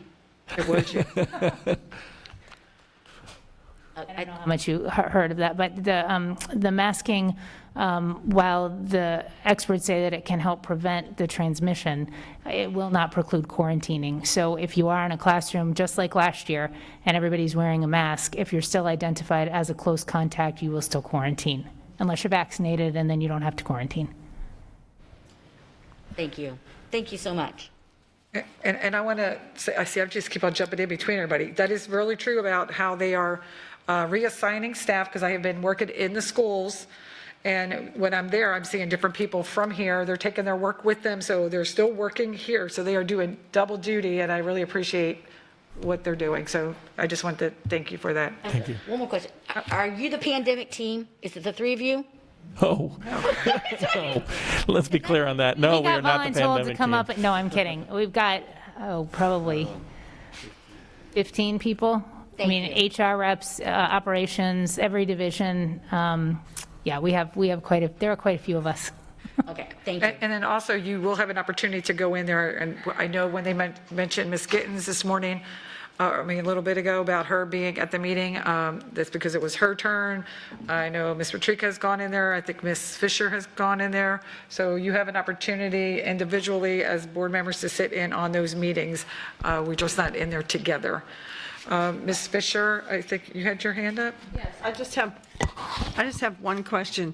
So when we look at the list of schools and the numbers of incidents, And we see that some schools with similar enrollments have high incidence. Some have low incidence. Do we have any idea what is happening differently at those schools that's preventing them from having large numbers of staff and students out? I mean, and I don't know if it could be masking or anything, but I did talk to a couple of principals who said that they have significant numbers of people wearing masks and not being out, and that they're not enforcing it in any way, not telling kids to put masks on. They have them there if anyone wants one, student or staff, but their numbers have been very low. So I didn't know if there was any way of looking at, looking at that chart and looking at schools with similar populations and then seeing what are they doing differently if they have low incidence of absences and quarantines. We'll say that last year when we did have our mask protocol in place, the secondary transmission in the schools per the DOH was very low. I'm sorry, can you just repeat The that? secondary transmission within the schools was low. Thank you. Thank you. I'm going to go, Ms. Fisher, was that? That's it, thank you. Ms. Patrica, then Ms. Vaughn. Just a super quick question. Dr. Sparrow, I hope you didn't take that the wrong way, and I'm sure that I presented it the wrong way when I said that Google Classroom is useless. It's entirely possible that my son just didn't show me what I needed to be able to see in there, because he knows Google Classroom and I don't. So is there a way we could put together like a cheat sheet? well, not a cheat sheet, but like a parent university style illustration of Google Classroom so that I can watch it and catch him when he's not showing me what I need to see. Am I making sense? And for me, it would be catching him, and for other parents, it would be assisting and supporting their child. So A, I didn't take it personal, never take the feedback personally, so thank you, because I need to know if that wasn't happening. And B, I think it's a great idea. I'll get with Ms. Lancaster to talk about a parent university, and then one that could also be pushed out perhaps to SACs at schools as well. Thank you. Okay, Ms. Vaughn? Now it's two things. One, responding a little bit to what Ms. Fisher was saying. From my study of this, one of the very important aspects of cutting down numbers of infections are vaccination rates.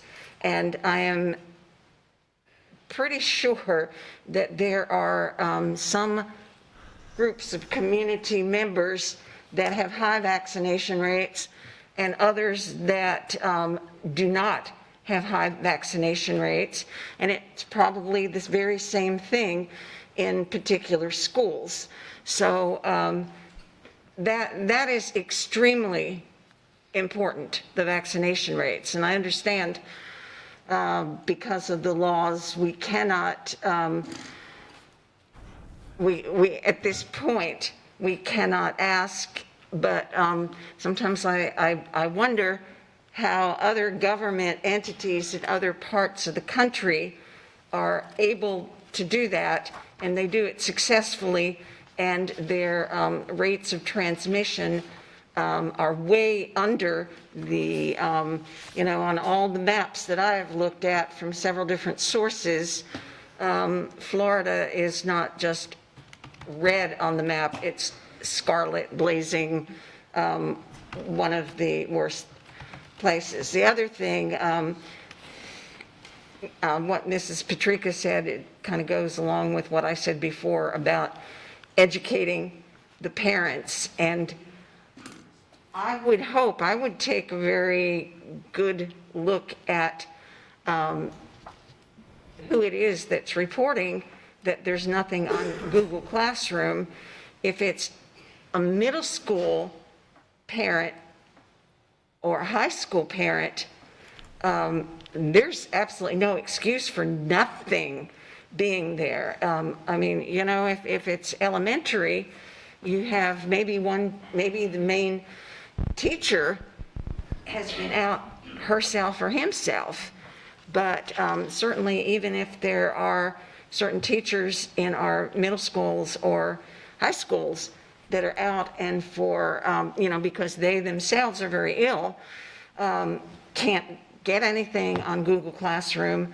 We have 6 or 7 or more other teachers. So. It totally could have been my kid and not the teachers, just. No. As I said earlier, using my grandson as there are some kids that would be totally upset and I need my work. And others, like my grandson, who will be, it's not there, I'll catch up when I get back. So, that's something we really do. I don't know if there's a way for spot check monitoring or if the principals are doing that. But certainly, since that's our only really viable virtual option at this point, we have to make sure that to the best of a school's ability and the best of a teacher's ability, that those things are being put out there. So our kids who have already lost so much time in school from last year, at least are getting, they've probably fallen out of the habit of having significant rigor just because of the current year. And we just need to make sure that we do everything we can to keep them at least some kind of learning. Read. Ms. Gibbons? Okay, one thing about educating the parents and the community, and I'm constantly talking about simplicity, not to belittle anyone's ability to read or understand, but in a digital age that we're in, I looked at the 2 pages, the student and the employee page, and it is, it's a lot, and it's a lot of wording. And my suggestion would be to have even, and don't take this wrong, but like a visual, almost like a cartoon. And I think you did something last year to that extent, that you had a student and you said, if they did this and this happens and the parent does this, it's simple. And also, it's simplistic for someone who is has English as a second language. If you can't read all of this, you understand pictures and figures moving from place to place. And I still say, let me just say too, I forgot. In the meeting this morning, and all of you that haven't had an opportunity to go to it, as you do, you will understand, and I wish everyone could go to the pandemic team meeting. The thing that's good, most of all that stood out to me, is that you have a room full of experts in their areas. And there are times that they agree, there are times that they disagree very strongly. But leaving the room, there is some type of consensus as to what is going to happen or what can happen. That's what I would hope that all of us, whether we're on this board or community or whatever, would understand that's what's going to happen for us to get through this health crisis. And I still say that I think part of it, the crux lies in the reporting and the paperwork and all of that, and that should be one of the areas we start at first. It is not, it's a multi-pronged approach. You know, some people are saying, oh, you know, don't do masks or whatever, but they don't work. But the masking, the cleaning, the data, all of it together is what's going to solve this issue. Also, increased testing sites. You're going to see, I've talked to some people at Golisano, and now that they've opened up the other testing sites, you're going to see a decrease. But think about it, if they open the testing sites, we all decide what we are going to do individually or for our family to make this lessen and go away, the sooner we decide, it may not be your way or my way or her way or his way, but if we all roll up our sleeves and do a little bit, then even for a short period of time, to just get control of the situation is all. And I thank you for you guys' work and your expertise in what you're doing. Thank you. Ms. Giovanelli? Something that Ms. Dole said, and I just wanted to, it made me think about this a little bit more. Last year, COVID-19 is very different from the Delta variant. It's more contagious. The symptoms are actually somewhat different. This is our flu season time of year. I actually got swine flu this time of year many years ago. So, you know, and this is not going away. I've talked to many doctors, and this is not going away. This is something we're going to have to live with for a very long time. So how do we do that? What's best for all students? I've got parents that are have kept their children home right now, waiting up for us to do something that they can do and keep their child home because that's what's best for that child. And that parent made that decision for that child. And I respect that completely because they know their child. So I think it's important to know that we are going to have to adapt and be very proactive for even spring. They say we could have another outbreak just like this. So, you know, we've got a lot of work to do and a lot of planning to do. And, you know, and like Ms. Gittens said, there's many things that work together to help keep everybody well and keep them in the education system because we want to, our job is to educate, right? So we have to do everything possible to make that happen for all students. So, you know, and parents know their child the best. I just wanted to add that because she made a point that last year they didn't have the outbreak, but this COVID is very different. This Delta is very different, and we have to think about that. Thank you. No, thank you, Ms. Giovanelli. And Ms. Gittens, you were speaking about the one form. Are you speaking about the incident report? Because that's really clear when it comes to filling it out and the questions that are on there. The form itself is clear. The process, I'll tell you, one of the phone calls that I took when I was in there, and people are saying, okay, I know that my child is positive, what do I do? Now, if it's that clear, then that shouldn't be a question. If you should be able to go online and look at 1, 2, 3, 4, if you do this, you go here, if you do this, you go there. Simple, simple, simple. Then that would cut down on the phone calls because they would know, I've got to do this. Of course, they're going to help them at the schools. And what I'm trying to say too is that's where the backlog begins. If the DOH is behind 2 weeks and we're behind a week in processing all of this stuff, in the meantime, all those people that are in contact, it's just multiplying and we're not catching up.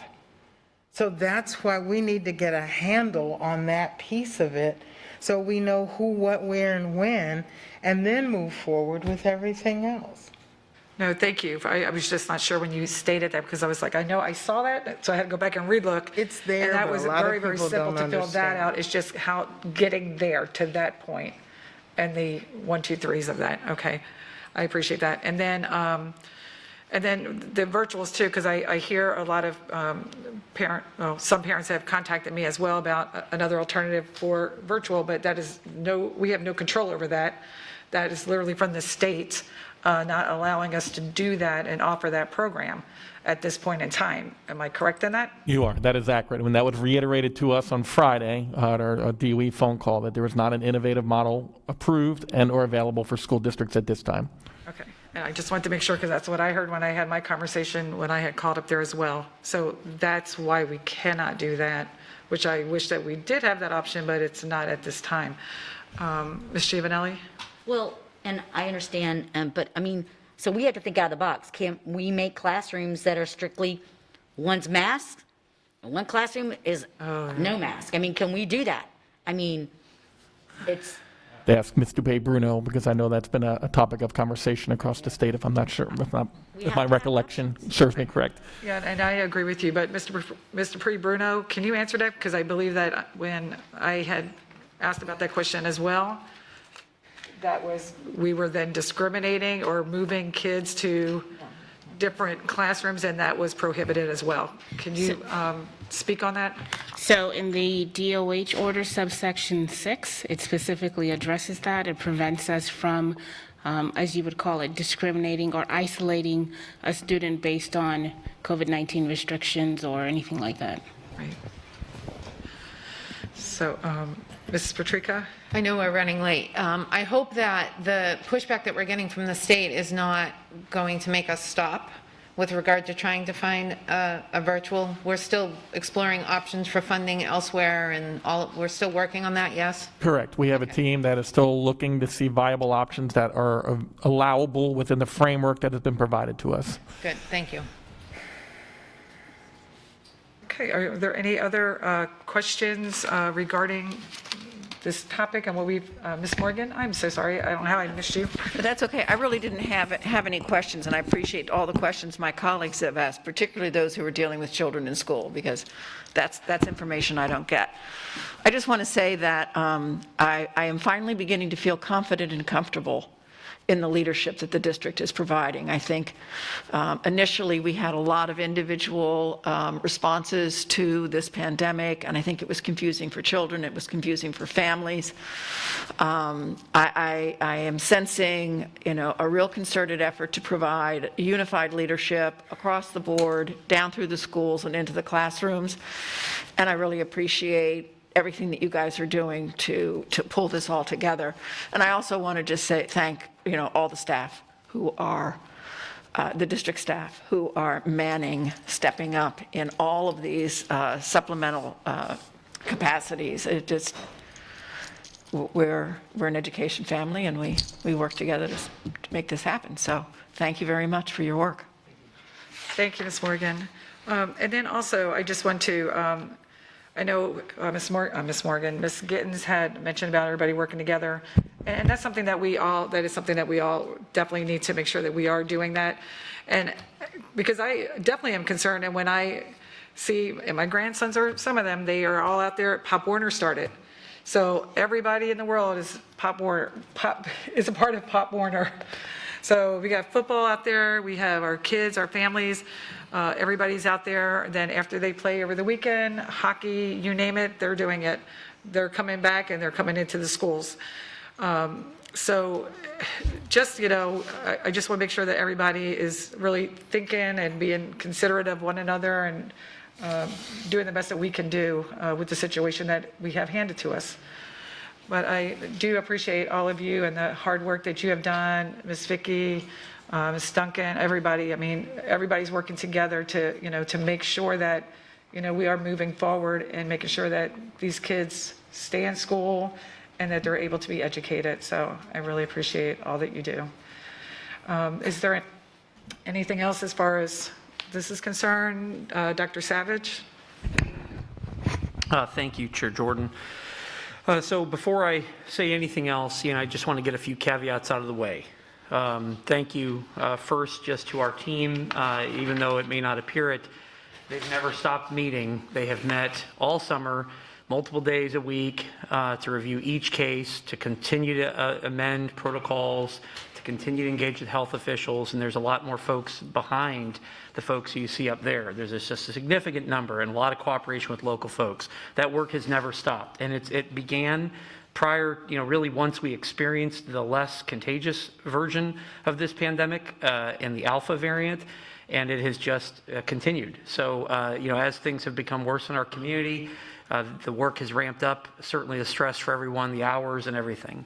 But I just want to kind of pull us back to what I know is going to be a very important topic today, and that is really around the mask guidelines. So number one, I just want to state that I do not like wearing a mask. I don't like putting masks on my children. And I'm really bothered every day when I walk into our schools and I see children across the districts, many of which are covered in masks. It looks impersonal, it feels unnatural, and it is just a sign that is very disturbing when I walk around our schools. I'm not a fan of mask wearing, and I'm also not an expert on masks.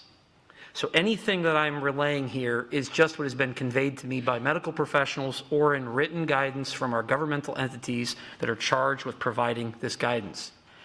I also want to restate that my primary position as the executive of this organization has been to enact our policies and procedures, but also to uphold the law. I have maintained that my personal opinion, to me, is largely irrelevant in this office, and I will work just as hard for someone who disagrees with my personal opinion, just as much as someone who I happen to share views with. When I implemented the guidelines utilizing policy 1.181, I qualified that the mask requirement could be opted out by any parent in accordance with Governor DeSantis' executive order. And up until Friday, the governor's executive order required a simple parent opt-out. But after a Leon Circuit Court decision on Friday and a written opinion coming out today, that is no longer the case. The decision relied upon the separation of powers, and when the legislature put forward the Parent Bill of Rights, they also empowered school districts as sovereign entities with rights and privileges that are afforded to our governing body that are also constitutionally protected. In addition to the parents' rights, our community of voters also have their voice through the election of the school board members. The school district does have authority, and this was acknowledged in Judge Cooper's decision that a mask mandate was clearly within the authority of the district. Now, let me again remind that I am not a fan of masks, and I am not an expert in masks. So this is not a product of my judgment, but relying on medical judgment of others and the resources that they have provided. Masks are not perfect, and they clearly have shortcomings. They are not the most important mitigation measure. As I have been told, approved vaccination is far and away the most important measure when it comes to reducing emergency room visits, ICU, and death related to COVID-19. Most masks are not able to filter out the aerosolized particles. Those are the aerosols that are so small they move right through most masks. And while the aerosolized virus can move in that fashion, it is not the aerosolized virus that is the target of masks. To the best of my understanding, what is the target of the masks are respiratory droplets. Respiratory droplets are expelled with talking, certainly with sneezing, and respiratory droplets can contain significant amounts of virus. Utilizing masks indoors is considered one of the most significant mitigation measures when there is insufficient room for social distancing, as specified by the CDC and the vast majority of medical providers, as well as our local medical community. This was also the specific subject of the large group of local physicians who issued a petition to us. When considering the conflicting opinions being voiced locally, on one hand, we have a very organized group of individuals, many of whom do not have any children in our school system. Very few have identified as doctors among that group, and while I do find the focus on parent choice and constitutional rights as admirable, it does not prevail against the overwhelming medical advisement locally, nor the acknowledged benefits attributed to masking from our state and local departments of health, the state surgeon general, and virtually all reputable medical or scientific bodies that recommend indoor masking to limit respiratory droplets as part of a more comprehensive mitigation strategy. We also know that with our mitigation efforts last year, including universal masks, we experienced historically low numbers of documented child hospitalization from flu transmission. And we know that many colds and the flu transmission occur in some similar ways to COVID. It also bears mentioning that the state surgeon general, who issued the medical opinion upon which the governor stated his executive order, has indicated he is stepping down from his position. It has also been brought to my attention that many insurance companies across the country are threatening not to honor coverage in pandemic-related lawsuits if public health guidance is not followed. That raises a significant concern about additional financial risk to our organization if we ignore any of these mitigation measures. Let me read a quote from Dr. Antonucci, the CEO of our largest local health provider, earlier today. Quote, "There's so much misinformation out there on the internet. I'm asking everyone to please trust your physician. We've had years of training. We are scientists. We keep up with the journals. We know the research. We understand the vaccine. We understand how it works, and we believe it is safe and effective. On Sunday, Lee Health admitted 92 COVID-19 patients, the most in a single day through the entire pandemic locally. That was yesterday. When our local CEO of our healthcare system tells us that we are at the limit and there is an additional mitigation effort available to us that is consistent with the overwhelming medical scientific opinion and our local healthcare providers, I do find that compelling, and I must be responsive to that. We do not take a poll or equate general input from the citizenry about their preferences. We are instead responsive to the medical and scientific community. Therefore, I am removing the governor's parent opt-out as it was deemed that the governor exceeded his constitutional authority in requiring the parent opt-out provision and the mask-related harassment. I am returning to our full guidelines within Board Policy 1.181, which requires indoor masking for all of our employees and students unless they qualify for a medical or ADA exemption, as was implemented last year. While many other school districts are issuing these mask mandates for 90 to 120 days, I will only be issuing this full execution of these guidelines for 30 days, beginning on Wednesday, September 1st, so that we can continue to track the local infection statistics in 2 successive 14-day cycles and the impact it has within our schools, our local healthcare providers, and the community. I will downgrade the mask requirement to strongly recommended when the data and local health guidance determines that we are able to safely do so. I also think it is important to share with the board, our district staff, and our public that this most recent court decision may very well end up being contested in the courts, or the legislature may step in as well. My decision today is being responsive to the law as it stands today, and my organizational purview as it stands today. But that can change. I think it is important to acknowledge while this is what the legal interpretation is today, it does not appear to be well-settled law. On the contrary, we will continue to monitor and evaluate risk and benefit on an ongoing basis, as we have done since the inception of the pandemic. While we are stuck in this difficult moment of uncertainty, we will have to rely predominantly on our local health officials, our local health providers, and the wisdom of our board to act in accordance with the law but maintain the safety of our students and staff as the highest priority, and our chief obligation in order to provide local public education. While I'm sure that there are those who are very pleased with this decision today, I can assure you this is not a panacea. Simply masking is not going to result in the elimination of the pandemic in our schools and community. This is just one additional countermeasure. I want to reiterate the guidance from our health officials that the best way to diminish a risk of hospitalization or death is to get vaccinated if you are able, if you have not already done so. I also want to reiterate to all of our families and staff that if you are sick or exhibiting symptoms, please stay home and follow the protocols. We are excited about the additional testing that will help us identify positivity sooner and the additional staff and coordination with our local Department of Health to help identify, contact trace, and respond faster. This is an all-hands-on-deck moment in our entire community, and our school system is just one partner in that effort. To those that are angry with this decision today, I will not likely be able to assuage your frustration. I can only say, if we can save even one additional life that would have otherwise perished, then this extraordinary additional effort will have been worth it. I also maintain that you are entitled to your potentially conflicting perspective and every due process remedy you are afforded. I will continue to stand for the law and will trust in the democratic and legal process to reconcile varying interpretations of the laws of our great state and nation. Thank you. Thank you, Dr. Savage. Are there any comments or questions? Ms. Giovanelli, then Ms. Patrica. Thank you, Dr. Savage. This actual question is regarding the policy. I thought the policy, the 1.81, is regarding when the governor has an executive emergency order. So that doesn't apply? That's how we implement it before.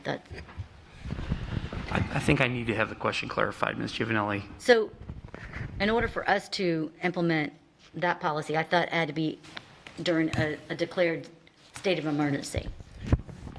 In the specific reading of the policy, and I can rely on our attorney if she'd like to clarify, it is a health emergency including pandemic and infectious disease situations. Of course, we are among the highest in terms of the country, in terms of our high level of community spread and infection. So it does not require a declared state of emergency based on my reading of our policy.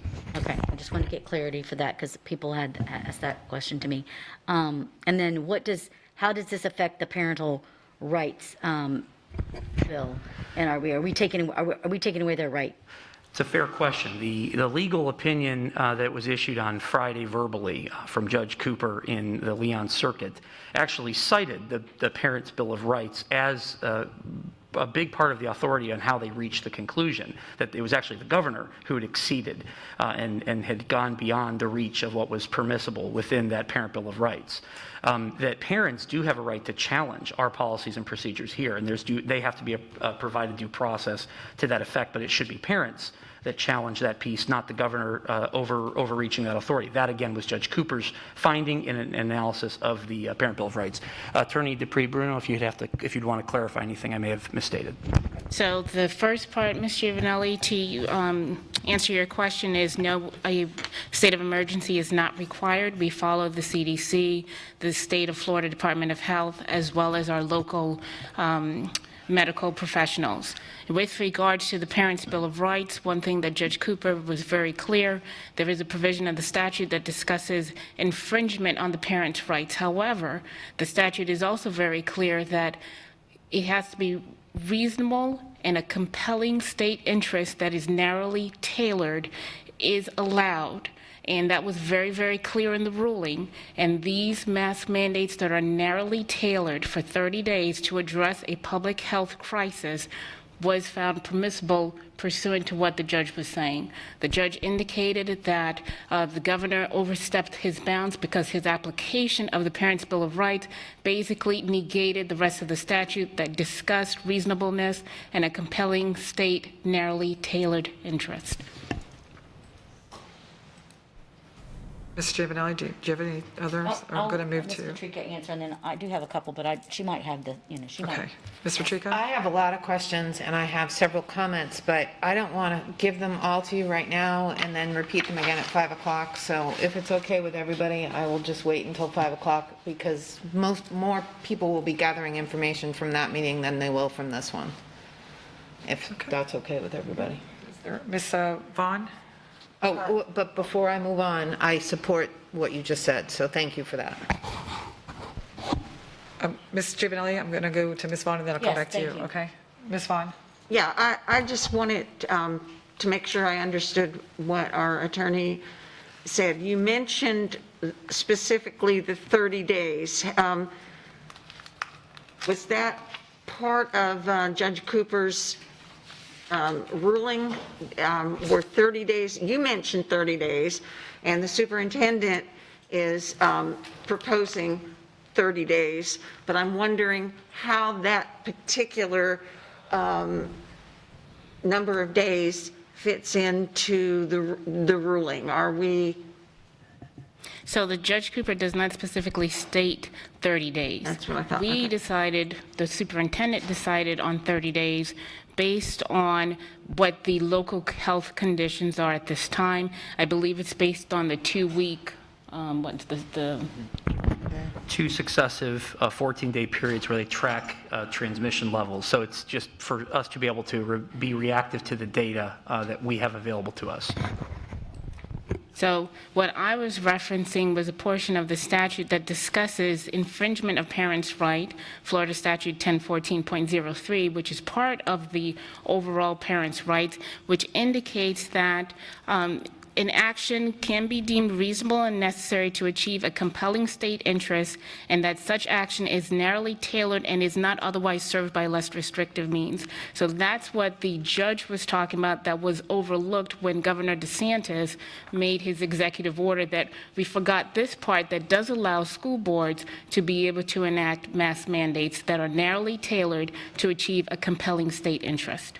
But then just to be clear, the 30 days is what the superintendent is proposing, and there is no basis in that ruling that says 30 days. Correct. There is no specific basis. I just wanted to be clear on that. I believe superintendent is basing that on the local health official recommendations.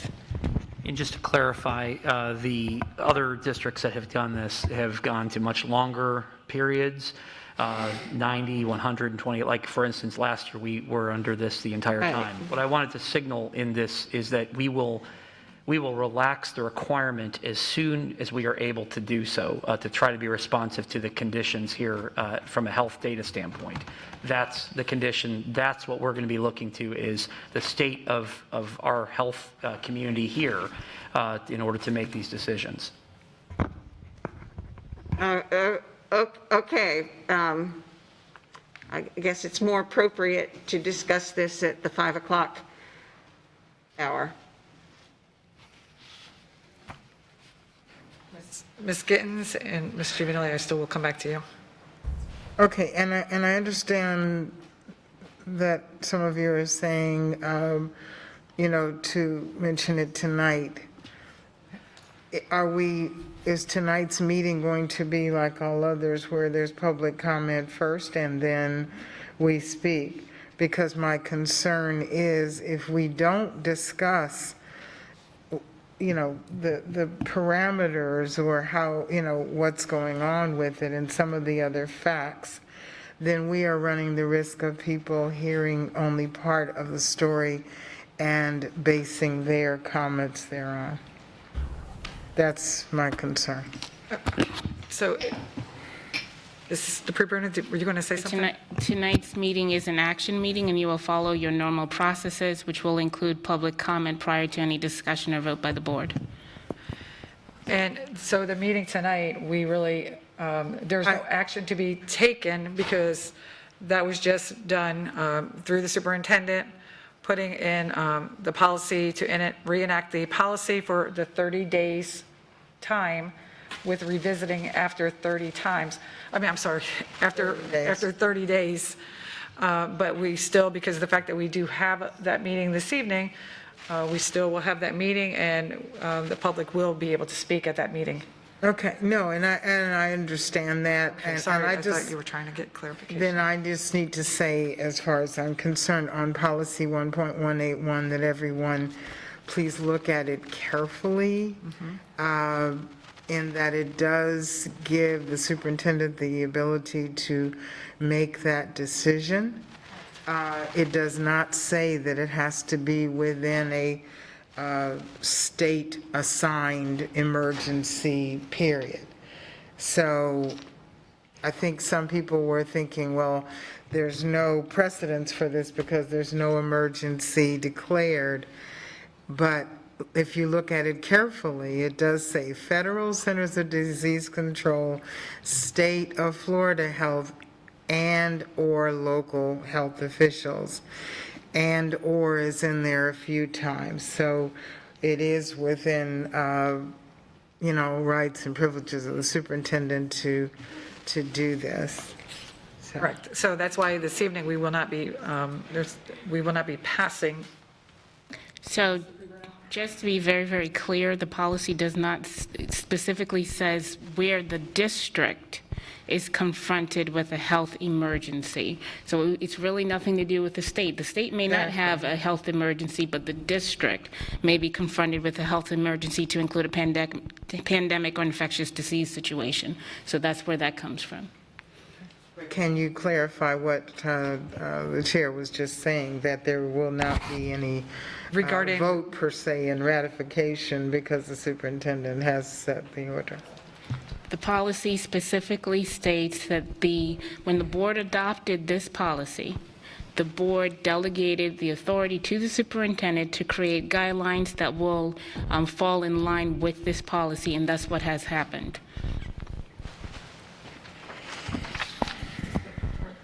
Is that, okay, but so I just, Chica, then Ms. Fisher, and then Ms. Giovanelli. before I forget, I want to say out loud to Attorney Bruno that the wording of 1.181 with regard to referring to a local pandemic was expertly written.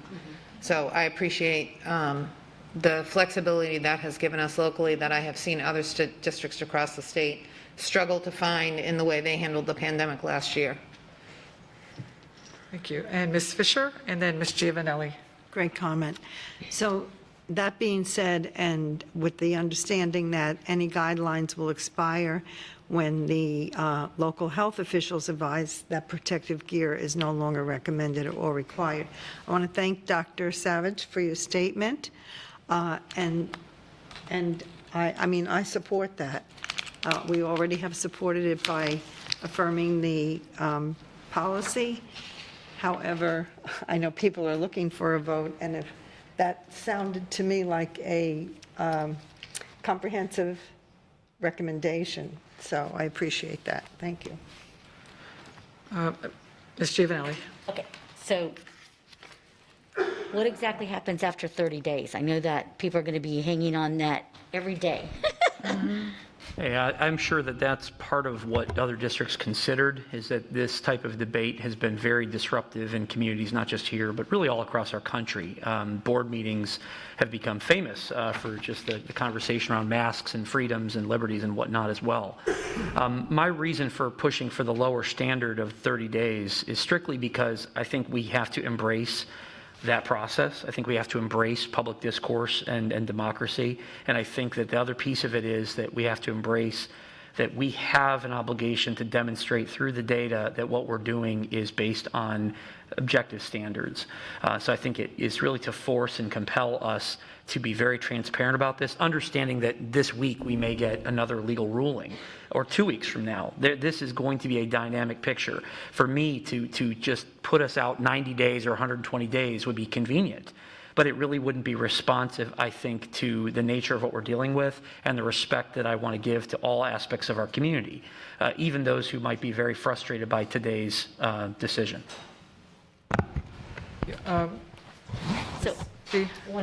So what happens to a student, how are you going to handle the discipline when they don't wear the mask at all or properly or whatnot? We, fortunately, because this is simply returning us to guidelines that we had last year, these were the same guidelines we actually had in place last year during the less contagious version of this pandemic. And so we will really, we anticipate fully just doing the exact same procedures that we did last year for this. The only reason we applied the parent opt-out was because it was specifically both the intent and the letter of what the governor had issued in his executive order. And until that executive order was essentially refuted that it was an inappropriate exercise of that authority, that was to me the best way to honor what the governor had asked us to do. But now that has been considered an overreach of his authority in terms of separation of powers, now that authority has been returned to us. And I think in some ways, potentially right in the nick of time, when you have your CEO of your local health care provider get on television and tell everyone that we have the single highest the single highest level of COVID coming in a single day, that is just a pretty big, I think he said something to the effect like it was jarring. It was a jarring statistic for him to cite. And so it's just, unfortunately, that's where we are right now as a community. And this is just to be responsive to that. In terms of students, we are anticipating that last year we had very little issue with students in the schools. Very, very little. And while there may be some that we do anticipate, we're going to utilize the same processes that we had last year for students, for staff, and so forth as we go through that. Thank you. Ms. Vaughn, please. Yes, Dr. Savage, is it possible to have a little more guidance for us as we go into our 5 o'clock meeting? The kinds of things that I'm thinking about are, okay, so 30 days, and you've mentioned looking at the situation. Would that mean that we would have, that you would have to reissue that? What exactly would be the criteria? What exactly? So in terms of your decision in 30 days to extend for The another? decision could come sooner. It could come right as we get to the end of that piece, whether to extend, whether to eliminate earlier. The 30 days gives us a time benchmark really to review the data. But I would say the most important feedback we have is engagement with our local health officials. We have to have that conversation with them. I would say that if we were to develop a hard metric, that would be in collaboration with our local officials so that we're doing whatever we're doing in concert with that entity. At this time, I could not give you a hard number of it must be this. I think I would want to make sure that we are in complete concert with our partners to ensure that we choose a wise threshold if we were to choose such a threshold. Typically, just as we talked about earlier, classroom closures and whatnot, those are really evaluated based on the staffing, all those other issues. I think for us, we have to really see where we're at relative to this pandemic. What we know is where we are right now is not desirable. And it was worse this year than we've had at any point throughout the initial stages of the pandemic. So the intention, hopefully, is that we see a decrease, which, and I haven't talked about that a lot today, but based on some of the epidemiological models and so forth that were shared with us, in terms of just discussion around those metrics, we are hopeful that this surge will pass. And as the surge passes, which would be the most pronounced negative impact of this Delta variant, that we would see a reduction substantially in what we're seeing currently in the community. Hopefully that will happen, and then we'll have better news to share as we get closer to the end of the 30 days. I totally understand all of that. And that's exactly why I am uncomfortable with this without having a harder metric, because you have made the decision, and it's your decision to make on this. But it'll be something for 5 o'clock. But I would have liked to have seen a stronger metric on, what is exactly the state today. I know we are way up the mountain on that. How much of a decrease would warrant pulling back? Does it include community, more vaccinations?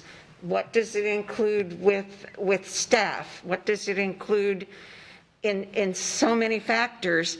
And it bothers me. I'm uncomfortable with it for the same reason that I am uncomfortable with the fact that we have had schools with more than 20 staff members absent, and I found out on the news on one of them, and yet we pushed through and did Band-Aids and that sort of thing. So hopefully you see where I'm coming from. I mean, you're a math person, I'm not, but I do want to see the math right now, and to what extent the people that we are, the medical professionals, and I put total confidence, I have total confidence in what they're saying, but I would just like to see some data on that. I think it's very fair. It's a very fair point, and I think we do have an obligation to show a level of transparency within all the different metrics. I'm a fan of triangulated data whenever possible, so things such as the positivity rate, infection percentages within our schools, knowing that you have increased testing. There's a lot of pieces that we could try to pull together. I also would prefer to have them expressed as data visualizations. That way they're more easily consumed by our public. It does require pulling some of these things together. That is what I've tasked the team to do, so that we can kind of demonstrate where the status is, so folks can see that. But it's pulling from a lot of different sources, and as you see, like the vaccination rate, all those factors are important considerations. And so while I don't have that today, my intention is to get there. I'm sorry, that's why I would like to see it today, but, or ASAP, because if we're standing behind you on this, and I am standing behind you, but I like to see the data, and it's a piece that I feel is missing. And I also, hopefully at 5 o'clock, we can discuss about the enforcement of this, because we have a totally different climate in our school district today than we had a year ago. Thank you. Ms. Skittens. I just want to remind everyone that we are at pandemic, to use the word stage, and we have to do something. And that's something, and remember, the superintendent and others have said, this is one mitigation. There are others that we are working on. I've sent you all some information about some that would help with the reporting. I mentioned that before. There are other things. There's also the increased testing sites. There are all types of things going on. One thing is not going to stop this pandemic, but several things in tandem can slow it down. So, and I keep hearing, people saying, well, we're short on teachers and the classes are big, but we can't touch that until we figure out how to stop the increase in people being out. It's just the ground level of it. And if we figure ways and several mitigations to do that, then we can start slowing it down. And I honestly believe that the increased testing centers is going to help almost immediately. I expect that we're going to see in the news this week that the numbers are going to go down because people are not traveling all over the county looking for where can I get a test. And also, communication again, letting our parents know that they can get the test at school. I had a couple of nurses contact me on the weekend and say that their patients were not aware that they could get it at school. So another mitigation piece, communication of what you can do, where, how, simplistically, and again, it is a multi-pronged approach. Thank you, Ms. Gittens. And I just want to say, Dr. Savage, I really appreciate how thorough your explanation was of all of that. So thank you for sharing that with us. And is there, I'm sorry, did I miss you, Ms. Giovanelli? No, I just, I'm Ms. Giovanelli. piggyback off of something that Ms. Vaughn said. Okay, thank you. I think it's important to have that positivity rate number. It's a safe rate, okay? We want to know when it's safe to come back to taking these off. So I think it's important to have that benchmark. I think it's important. And obviously Collier County, Charlotte, they all chose not to do this. So I'm having a struggle with it because I think, that number is important. Just because Dr. Antonucci said it doesn't, what's the number? I think we have to have a number. I think that's a fair comment to say that we need a number. I will just say, just in my conversations, I try to stay in pretty frequent contact with Collier as well. Their numbers are just not nearly as bad. We're trying to understand that as well. Why are they not seeing the same level of transmission in their community? I think certain parts of their community are still pretty high, but in terms of just the overall numbers, they're not quite with ours. So those are things that we continue to unpack. I would love to give you just a solid one number metric. I think for me, it's going to probably be target metrics on the various different measures that we're using because they tell a pretty coherent story. I think what I want to get out of is kind of an emotional debate or political debate and really try to instead look at the numbers within our community that our medical providers are really dealing with. Because the conversations I've had with these people over the last year are very different now than they were a year ago or any point through the pandemic.